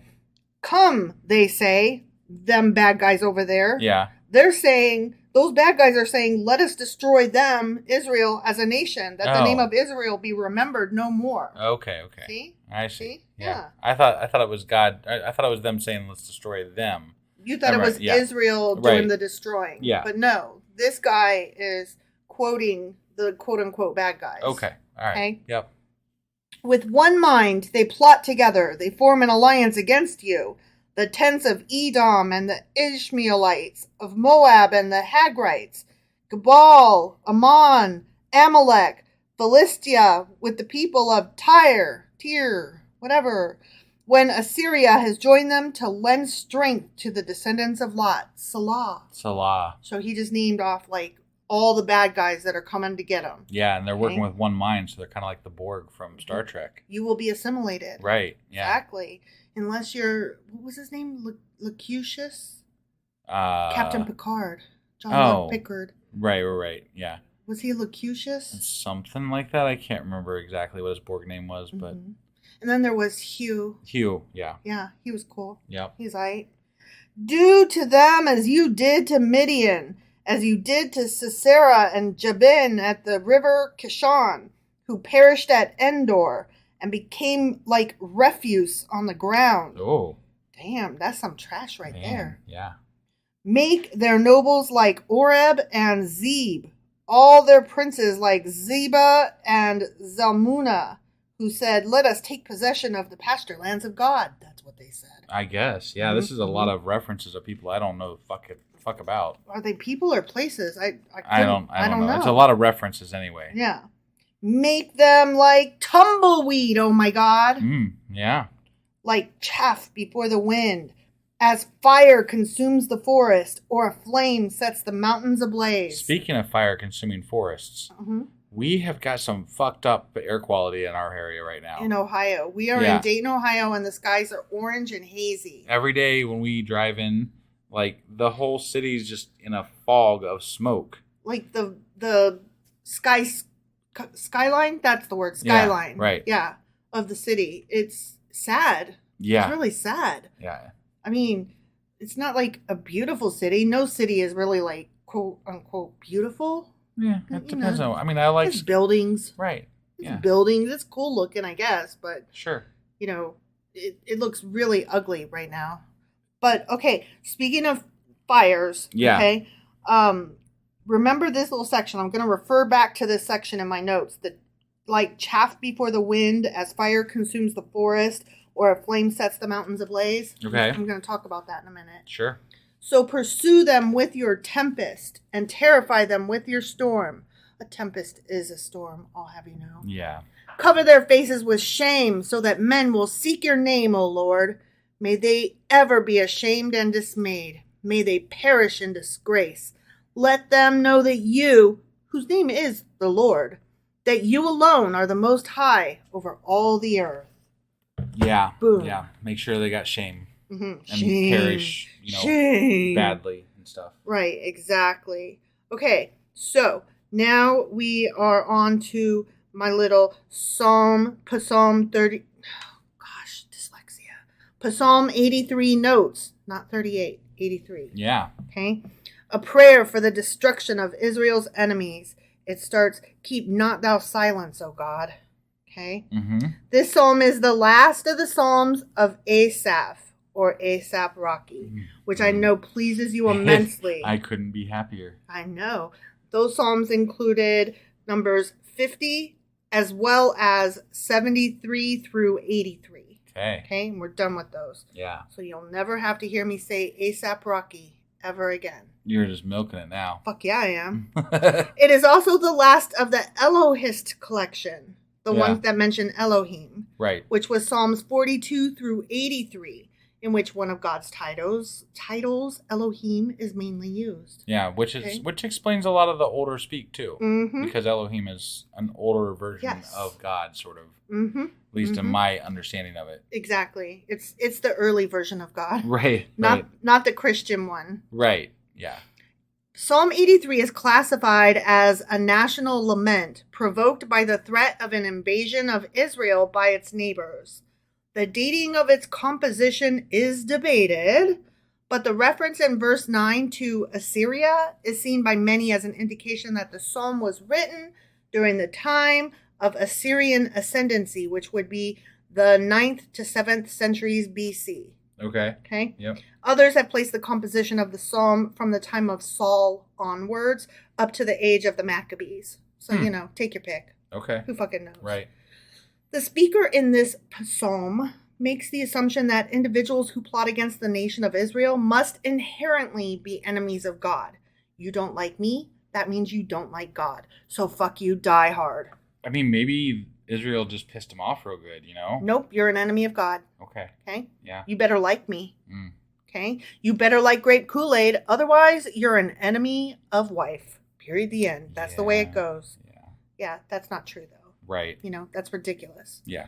He also, the author here, the speaker, he also ascribes to them the intention of the complete extinction of the people of Israel. So he's like, you guys don't like us, therefore you're enemies of God, and also you want to kill all of us, so we have to hurry up and kill you first. Right. You want us to not even be remembered, so therefore we need to kill you and dance in your blood. There was a lot of just killing back then. So much killing. The narrator specifically requests that God make the opponents of Israel suffer and experience shame and die in disgrace for opposing Israel and by extension God himself. Such a nice people. Yeah, I know. Yeah. They're so kind and loving. Right. Yeah, I can see how they eventually, evolved into the Jews and Christians that we know today. They're so sweet.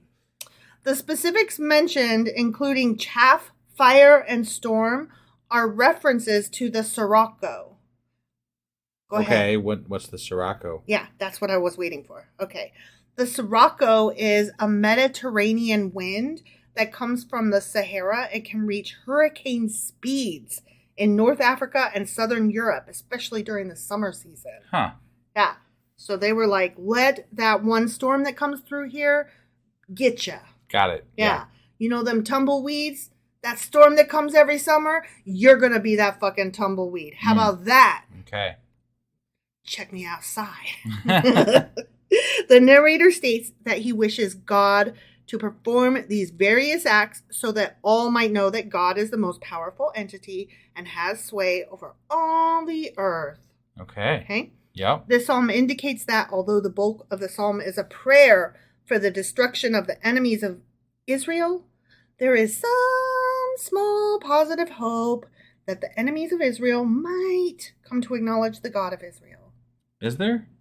I thought it depends on what part of the Bible you're in, but sometimes they're like, no, people from outside can't know God. Yeah. But then sometimes they're like, they can kind of, sort of, but they're not going to be fully accepted, so. I mean, I think it just depends on who's speaking and what they need from the person. Like, right. If it's a woman and they want to marry them real bad then and be allowed to fuck them, then they can convert. Right. And it's just a woman, so who cares? But their children then will fully be okay. Right. Yeah. So I just think it depends. Yeah. No, it's weird, but it's not. We're still like that today. Yeah. Okay. I mean, everybody makes exceptions for somebody that they really like. Right, right. The rule doesn't apply. You're not one of them. Or, I wasn't talking about you. I didn't mean you specifically. Right. Yeah. So those are the two that we're doing for this episode. I said 82, 83, and 84, but I meant only 82 and 83. Oh. I messed up. Yeah, you did. I did you wrong. Yeah, I even labeled the one that I saved wrong because that's what you told me. I know, because I wasn't thinking. My brain was wrong. Huh. No, we're only doing two because the next ones all go together, and the next ones, there's 6. You're missing an opportunity here to say something. To say what? To say a name one more time. ASAP Rocky? Yeah, it's the last. It's the last of ASAP Rocky. Do we stop because there's only 2, and there's to the 2 last ones of the 8. Okay, but that's something different. I was just saying, I was trying to. You were missing an opportunity. That's all. Was missing the opportunity to say ASAP Rocky. Right. You're right, but that is not why the next ones are in a different group. The next ones actually belong to their own group. Okay. Regardless of the non-ASAP Rocky reference. Got it. Okay. Yeah. And so, yeah, I messed up because I forgot that was true. Okay. And since we're doing these back to back, I had them like separated in a wonky fashion. Yeah. Because, recording 2 back to back is hard. Right. So I did a wrong. I'm correcting myself. I apologize. And may the odds be ever in your favor. Right. Live long and prosper. Yeah. All right. That's all we got for today, which that was Psalms, what was it again? 82 and 83. Okay, 82 and 83. Mm-hmm. And this will be coming out late tonight, right now. And then tomorrow we'll be back with 84, 85, and 86, awesome. Which belong to the same group as 87, 88, and 89, which we'll do on Monday, and that will finish up book 3 of Psalms. Damn, that was quick. Right? All right, we'll see you guys then. Yep, bye.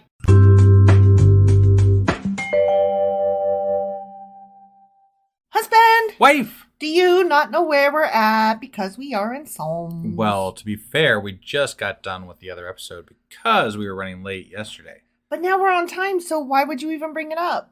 Because I don't know. We're back to where we should be. Brutal honesty. That's all I got. Plus, it gives you the chance to mention somebody. Like yesterday, we just got done reading the last of ASAP Rocky. Yeah. ASAP. Yeah. Why would you do that? I thought you hated it. I was being nice. I was giving you one. You brought me chocolate today. I did. And ice cream and cake. And you're letting me say ASAP Rocky instead of ASAP. Did you cheat on me? No. I know. You're just always nice. So I don't know why I'm acting like you're not. All right. So yesterday we went over chapters, I think, 82 and 83. That is correct. And we did that because we're starting a series today of connected ones. Yes. So let me tell you a little bit about that before we jump into this shit. Yeah. Okay. So today we're doing 84, 85, and 86. Okay. And Psalm 84 begins a group of psalms at the end of book 3 that within the 150 psalms from this psalm to Psalm 89. Okay? Okay? Let me just re-say that because the way I copied that was stupid. That was a dumb sentence. Okay. It begins a group of psalms at the end of book 2. Okay? Yeah. So there's 6 here that we're doing. 3 today and 3 Monday. Got it. We'll be done with book 3 of Psalms. Okay. Okay? And these psalms attempt to provide hope to the exiled Israelite community, but despite their celebration of the historic traditions of the Jewish people, they remind the reader, which is, us, right, that these elements no longer provide quite the hope that they once did. I see. Okay, so these 6 go together. They're supposed to be joyous and hopeful, but not. Okay. Okay? Yeah. So they go together. Got it. Okay? So we're doing, what was it again? It's 84 through 86 today? Well, yeah, 84, 85, 86 today, which is Friday. And then we'll pick it back up. 87, 88, and 89 on Monday will finish book 3 of Psalms. Got it. All right. Ready to hop in? I'm ready to hop in. Let's do this. Okie dokie.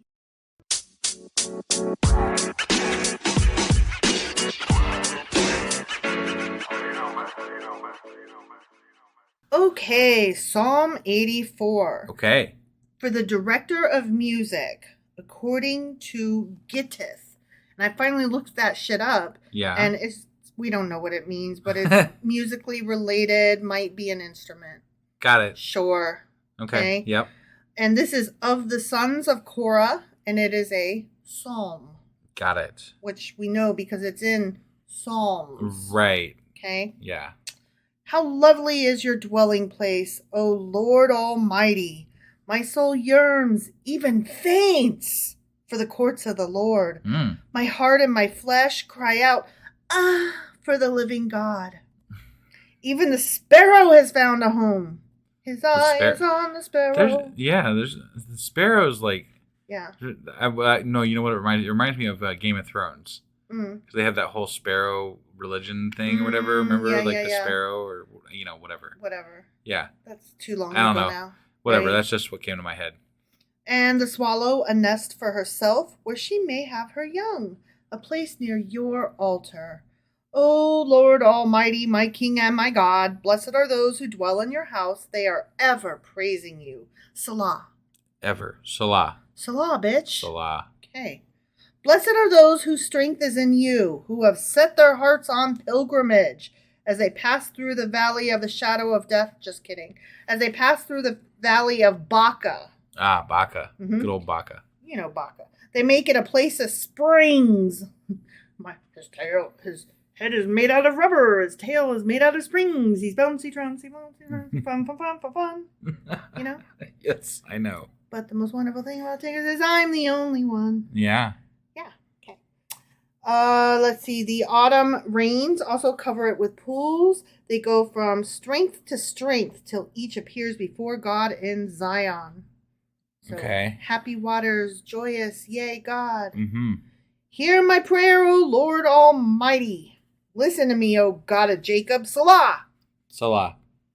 Look upon our shield, O God. Look with favor on your anointed one. Better is one day in your courts than 1,000 elsewhere. That's a phrase we hear often.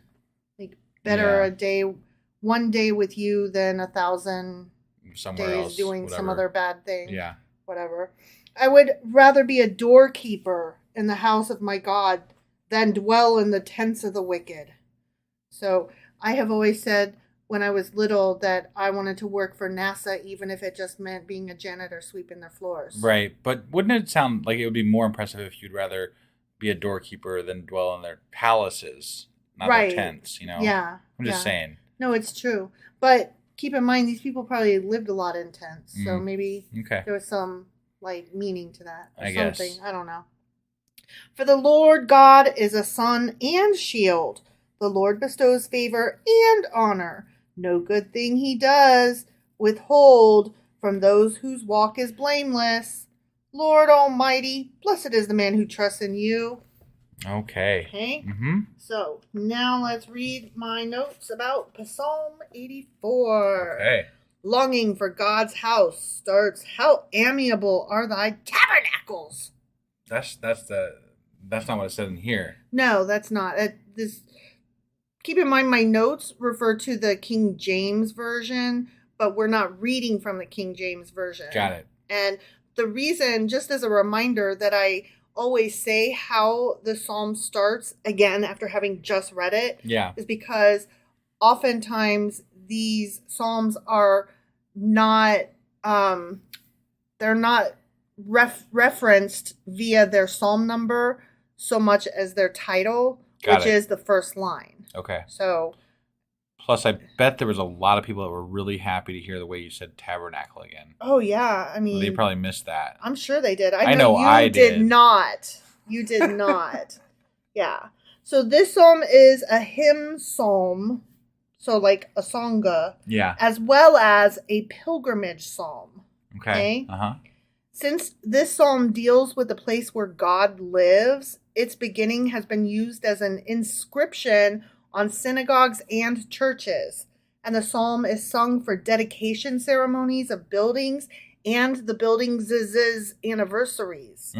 Okay. This psalm is part of the Catholic rite of dedication of churches and altars. I see. Right? Originally, the desired place of God meant the temple in Jerusalem. So when they said pilgrimage, it was like going to that place of God. But guess what it is today in Christian thinking? The Vatican? No, it wouldn't be the Vatican. Where is the place where God lives? Is it a physical place? Heaven? It's heaven. It's identified with eternal life. Oh, okay. Because they added their own little magic spin. It's fun. That is funny because God does make a transition from like a physical on earth at the altar type God to some ethereal, mystical, magical sky daddy. Yeah, exactly. Yeah. It's cute. It's really cute. It's cute. Yeah. That's what I would call all this bullshit going on in our world right now. Cute. That's my way of downplaying it sarcastically. Yeah. This psalm could have been written before or after the exile in Babylon, which was about 6th century BCE. It is attributed to the sons of Korah and was compiled by David into the book of Psalms. Got it. Okay, now a few notes. Sir Thomas More, are you familiar with that name and what he wrote? No. Okay. Sir Thomas More is the author of the book Utopia, which was published in 1516. Okay. Have you heard of the book Utopia? That's where the term was actually coined. Got it. Yeah. Maybe not. Just say no. No. Okay. It's fine to say no. Right. Okay, so the book Utopia, as he penned it, was let me tell you about him, and that'll kind of give you an idea of what this book was about. Sure. Okay. Yeah.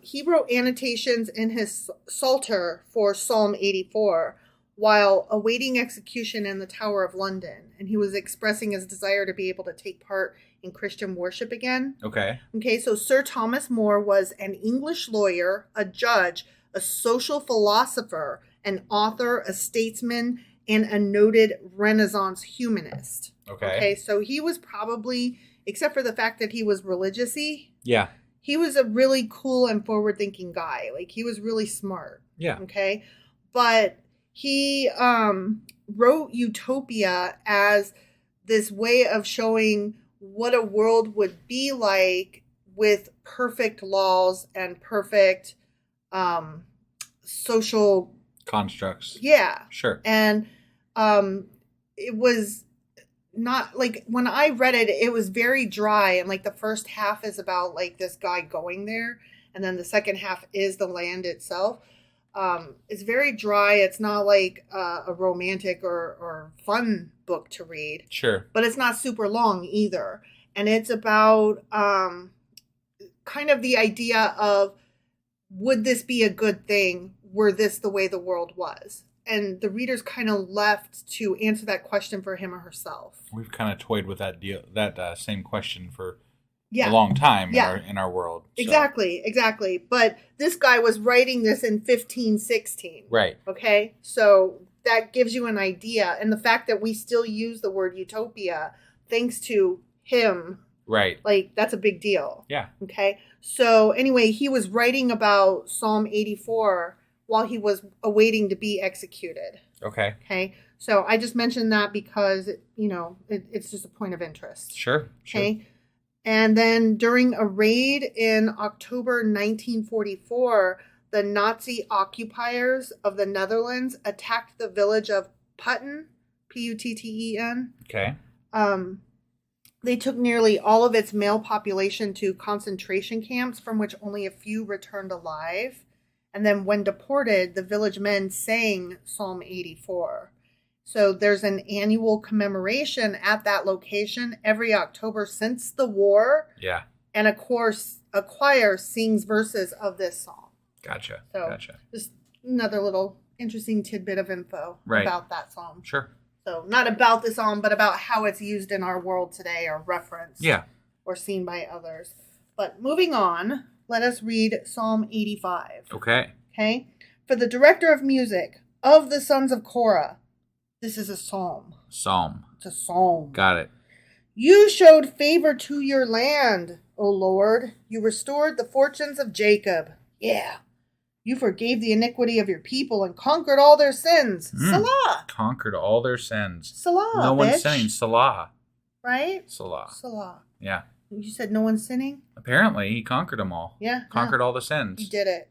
You set aside all your wrath He set aside all his wrath. That's a lot of fucking wrath. That was so much wrath, Jesus. it could not be contained. Right? So I think that this is hyperbolic. Right. And turned from your fierce anger. He didn't. No. He did not. He's still fiercely angry. Yeah. Restore us again, O God, our Savior, and put away your displeasure toward us. Will you be angry with us forever? Wait, I thought they just said he already did that. Well, now they're like, wait. Remember? You did that. You did it before. You have. But you did, based on what I've read, he never really did that. He didn't. No. He didn't. They're just like, you were good. Don't forget to be good, God. Have a nice day. Drive safe. Right. Don't forget to not hate us. Yeah. Right? Will you prolong your anger through all generations? Yes. He will. Yes, he will. Yep. Yes. He specifically stated as much. Yeah, I mean. Will you not revive us again, that your people may rejoice in you?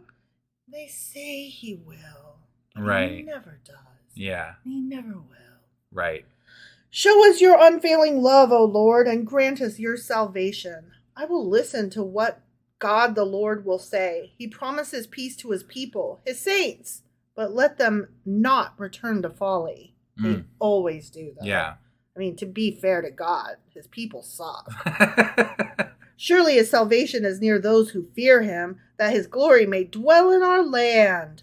Love and faithfulness meet together. Righteousness and peace kiss each other. You did the kiss at the wrong place. Remember these lines here. Okay, all right, yeah. We'll be referencing them again. Okay, all right. Faithfulness springs forth from the earth, and righteousness looks down from heaven. The Lord will indeed give what is good, and our land will yield its harvest.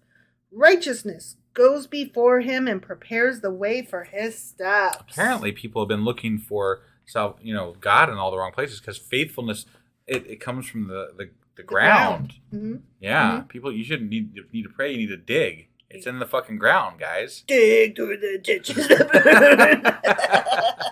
Right? Okay. Psalm 85 notes. This is a prayer for God's... 85? Yeah. Yeah, 85. Sorry, just checking myself. This is a prayer for God's mercy on Israel. It is a psalm of returned exiles, and it is a prayer for peace. Okay. It starts, Lord, thou hast been favorable unto thy land. Okay. Okay? Yeah. Psalm 85 is recited to express gratitude, as a prayer for a livelihood, and as a prayer for assistance in times of need. Got it. Okay? Yeah. While the superscript attributes this psalm to the sons of Korah, Christian commentators are undecided about the period in which the psalm was written.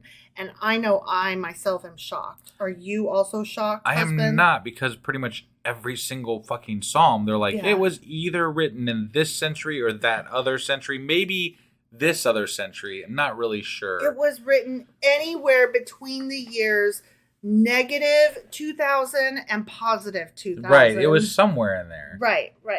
It definitely wasn't 1985. No, not 1985. No. But I mean, any other years. But years. most of the other years are open. Yeah. We just don't know. It may have been penned at the end of the reign of Saul. Okay. Sure. Maybe. I hate all the guesses. I know. Why are we guessing at something that nobody knows? I think when they put forth these guesses, they're like based on the way it was written, or based on words mentioned, or based on this line that talks about this place or this event.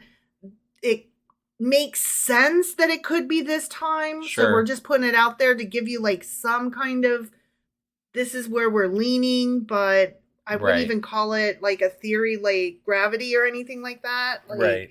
It's just like, yeah. This is our best guess. Currently. Right. Like, I wouldn't even call it a best guess, honestly. I would just say it could be that. Right. Yeah. You know? Yeah. According to Jewish commentators, the sons of Korah are speaking prophetically about the conclusion of the Babylonian exile. Well, it would matter when it was written then. So, right. It would. They pray that God will also return the Jewish people from their current exile and remove his anger from them altogether. I don't see that. I mean, technically, I guess maybe that's what Jesus was supposed to do. I don't fucking know. Or something. The image of this is my favorite bit. Okay. Yeah. Or some of my favorite bit. There's 2 favorite bits. 2 favorite bits. Yeah, Got it. this is one of them. Okay. The image of kindness and truth, quote unquote, meeting alludes to the inner relationship between Israel's truth and God's righteousness. The imagery of which was a popular theme in artwork from the Middle Ages through the 18th century. And let me tell you a little bit about that. Okay. That artwork always shows them not just kissing, but like tonguing each other. Oh. Like it was some very erotic art. I see. Yeah. I see. According to the Midrash Telahim. Yeah. Tehillim. Sorry. Okay. The land being referred to in this psalm is the land of Israel. Okay. Right? Yeah. Like, okay. Right. But let me just go back to that artwork for a minute. Yeah. Erotic artwork. Yeah. From the Middle Ages. Sure. Okay? Yeah. Yeah, and they have they're all girls, and they're always smooching. I see. Okay? Hot Lips Houlihan had nothing Like on these girls chicks. on girls? Yeah. Wow. Because they are, righteousness and truth and all kinds of stuff. It's amazing now, how regressive we've become with our right? views on religion since the Middle Ages, huh? Exactly. Huh? So let's talk about the 4 virtues. Okay? Yeah. Mercy, truth, righteousness or justice, and peace. Okay? So mercy, truth, justice, peace. Sure. Those are allegorized as 4 daughters of God. Okay? Okay. And the use in Christian thought seems to have been inspired by an 11th century Jewish midrash in which truth, justice, mercy, and peace were the 4 standards of the throne of God. Okay. And I went searching to be like, what the fuck are these chicks about? Yeah. And there's not a lot about them, just like somebody painted them and it became a thing. Okay. That these 4 chicks, they dig each other. Some early writings, like authors and stuff that wrote plays or books, whatever. Sure. Religious-y book things. Yeah. They would have these guys, these 4 babes, arguing for or against, as angels, for or against the creation of mankind. Okay. Like truth would be like, nah, they're rotten, man. I mean, honestly, if we're just being, straightforward about it, they suck. Their innards are made of evil. Let's just not. I mean, not wrong. Sure. She's not wrong. I mean, but God made us though. And then peace is like, no, but there's a chance they could be good. And then so there's like this argument, this conversation. Sure, but I'm just throwing this out here. Mm-hmm. God, hypothetically, according to the Bible, is the creator of humans. Yes. So we are what God made us to be, according to the Bible. Right. Yes, but these 4 angels argued over whether God should do this. And God was like, I'm going to make them evil. Discuss amongst yourselves. Let me know what you decide. Okay. And so then these 4 girls were talking about it. And they were like, yes, because goodness, and no, because evilness. And I mean, that was basically their whole argument. The only way that a God could even make sense in my head with him creating all of this is that it's just some fucked up little kid fucking around with his toy set and seeing how everything works out, Shooting marbles. Yeah. Yeah. Because, like I mean... at the end of the first Men in Black. Yeah. But, I mean, it's just absurd. Like... Absurd. If you want... God could have made a utopia. Like, it's not like... According to everything that we read, he's got all the power. Right. Right? But no, instead, he creates a place where... That's a mess. It's a mess, and where he's got to kill people all the time and judge them and make them feel bad. And, like, what is this shit? Yeah. I'm just saying, like, your God is a hot mess and needs to get his shit together. Yeah. And I'm not going to be held accountable for that. Just saying. Right. Just saying. All right. Psalm 86. Okay. This is a prayer of David, and that's all it says about that. The end. Yeah. Okay. Mm-hmm. Hear, O Lord, and answer me, for I am poor and needy. Guard my life, for I am devoted to you. You are my God. Save your servant who trusts in you. Have mercy on me, O Lord, For I called to you all day long. Bring joy to your servant. For to you, O Lord, I lift up my soul. He's calling all day long, except for when he's looking at the chicks over in the baths. Yeah. You know? Exactly. Okay, Exactly. God, I need that hot babe. Yeah. Yeah. You are forgiving and good, oh God.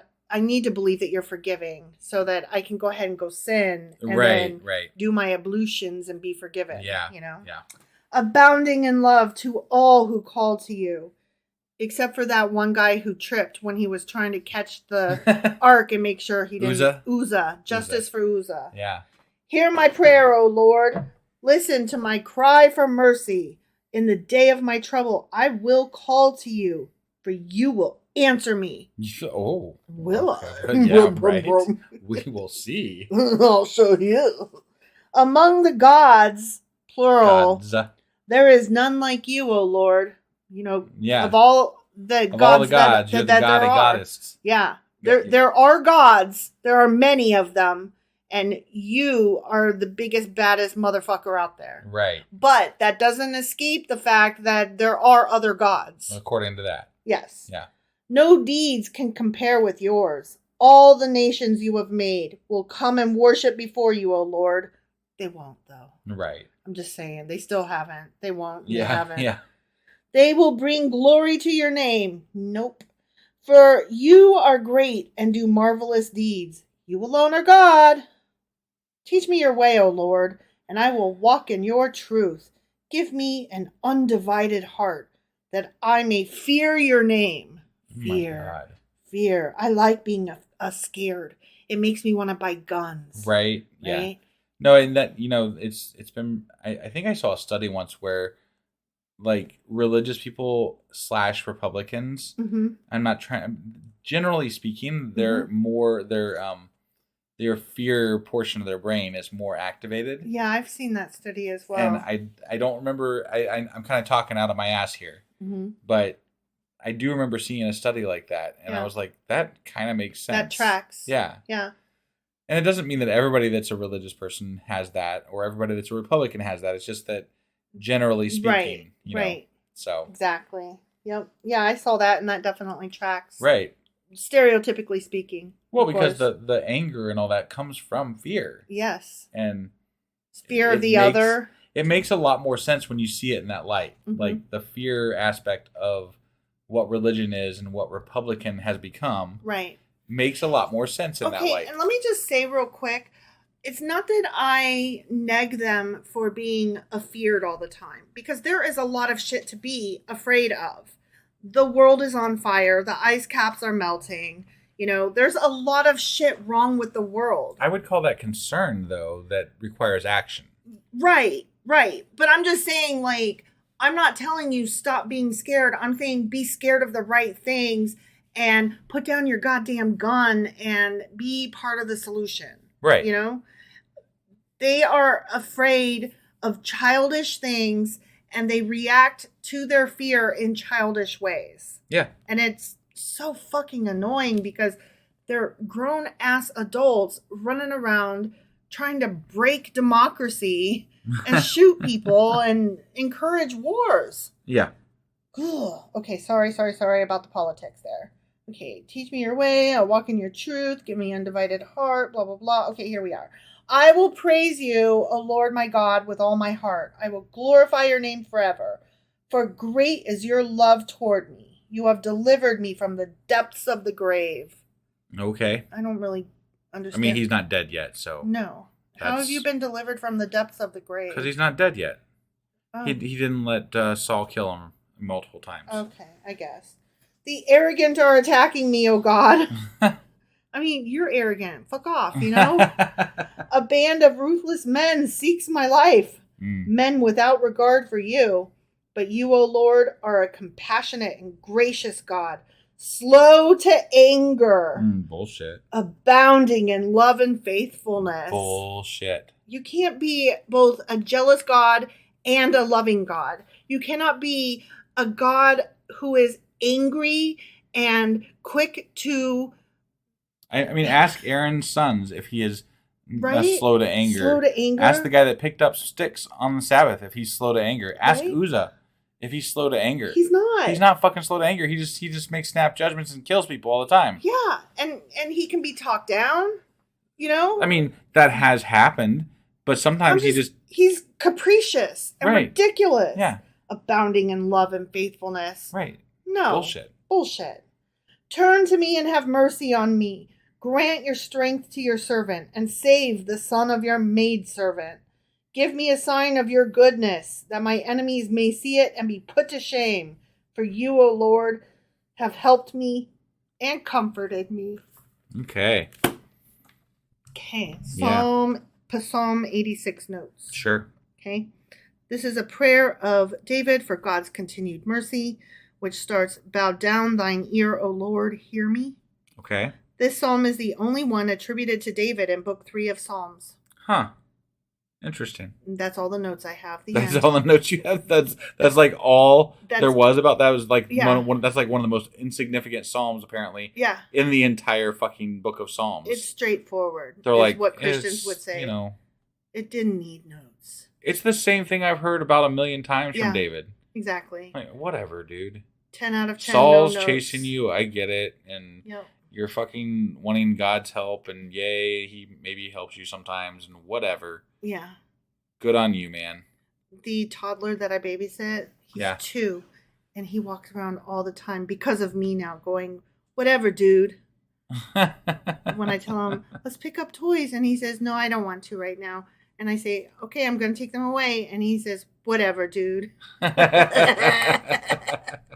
I'm like, I'm going to whatever your ass. JK, I don't spank. Right. So anyways. All right. So that was Psalms chapters 84, 85, and 86. Insignificant 86. Insignificant as fuck 86. Yes. Yeah. And let's see, today is Friday. 'Tis true. And we are taking Saturdays off right now. Currently during Psalms. So probably during Proverbs, if I have to guess. Yeah. Maybe during Song of Solomon. So I don't know. That means what we got is, I think we have a Patreon on Sunday. Yeah. So we got a Patreon episode probably coming up on Sunday.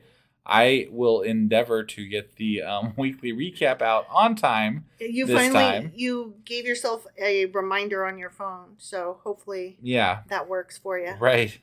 And then we will be back on Monday, hypothetically going, or no, we know we're going over. For a fact, we're going over Psalms 87, 88, and 89, thus ending Book 3 of Psalms. All right. Sounds good. We will see you guys then. Bye.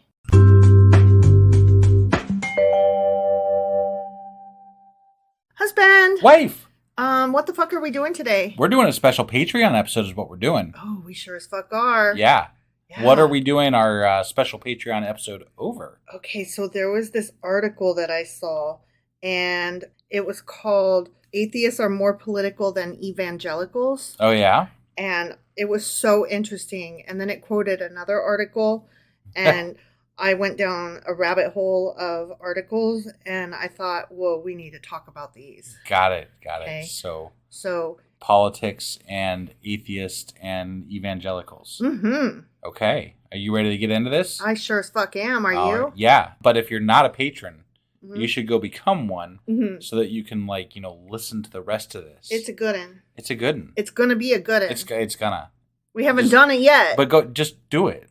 I'm telling you right now, you don't know this, husband, because you haven't done it yet. Right. I haven't done it. But I'm telling you, it's going to be a good one. It's going to be a good one. Okay. Just take wife's word. Do. Yeah.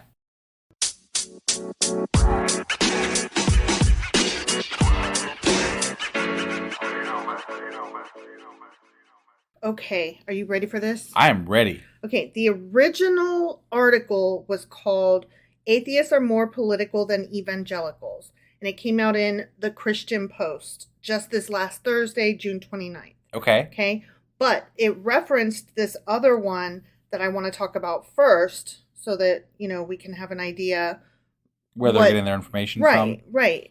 And this other one is actually, I'm going to start following this guy. Okay. Because he's got some really interesting stuff to say. Sure. Okay. His site is called Graphs About Religion. Tons of data analysis about American religion and politics by Ryan Burge. And Ryan Burge makes all of these graphs. Okay, he is a social scientist, a historian, an author. He also happens to be Christian. Okay. But not to the point that it blinds him from raw data. Got it. Okay, so he's using this site where this information was gathered. Yeah. To just kind of plop some thoughts down, and then he's sharing the data with an audience, and he's surprised by how well it's grown. Okay. I think it's a Substack ? Sure. Okay, I'm not overly familiar with that platform, so I don't want to say anything more about it. But I really liked his writing style. Okay. Yeah. So his article, Ryan Burge, was called "No One Participates in Politics More Than Atheists, Even White Evangelicals." Okay. Okay, and this came out last May 16th. Got it. Okay, so I'm going to pull some quotes out from that, and feel free to just jump in and react as I do. Okay. Sure. Okay, so he says, the last 40 years of politics and religion has been focused squarely on the ascendancy of the religious right. And then he goes on to say, and I'm just summarizing this part. Yeah. He goes on to say that he's definitely contributed to that himself, being a Christian and a person who has been under the faulty assumption that evangelicals are, changing the game for politics and that they do more. They're more involved. Right. Okay. He says, a motley crew of white evangelicals and traditional Catholics locked arms on some social issues, started voting in large numbers for Republican candidates, and changed American politics forever. And that's just true. That's definitely true. Yeah. But I think, he goes on to say, I think that era of religion and politics is rapidly coming to a close. I know. I was like, damn. Made me excited. Right.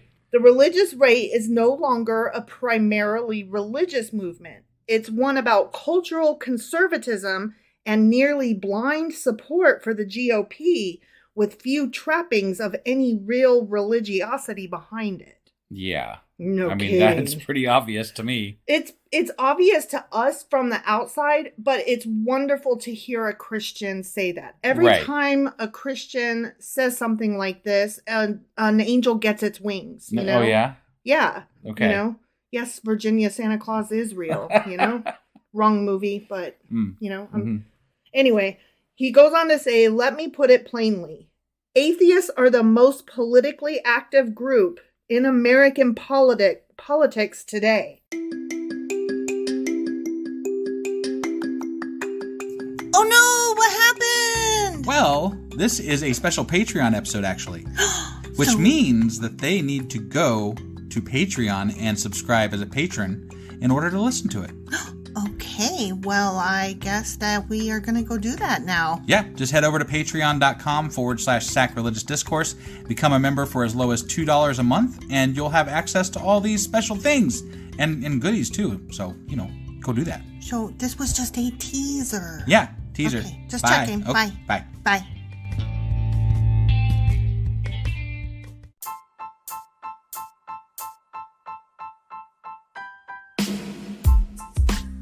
Hey, wife, I guess that's the end?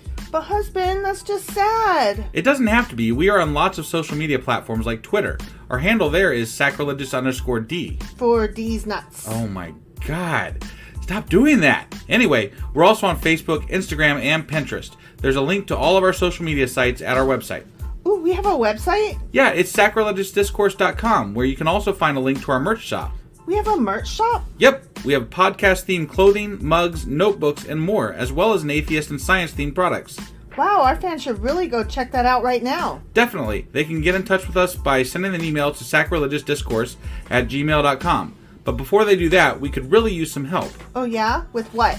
Well, it's not free running the podcast, and we need some financial support in order to get better equipment, which will free up time so we can concentrate on our podcast and our fans. Okay, so what should they do? Head over to patreon.com/sacrilegious discourse and sign up as a contributor on our podcast. Supporters there receive additional bi-weekly episodes that we record just for our Patreon members for as little as $2 a month. Also, we'd really appreciate it if you would like and subscribe on whatever platform you're using. And Apple Podcast reviews help us out tremendously. Like and subscribe, leave an Apple review, join us on Twitter, support us on Patreon. That's a lot of instructions. Don't forget to say thanks. Thanks. Okay, bye.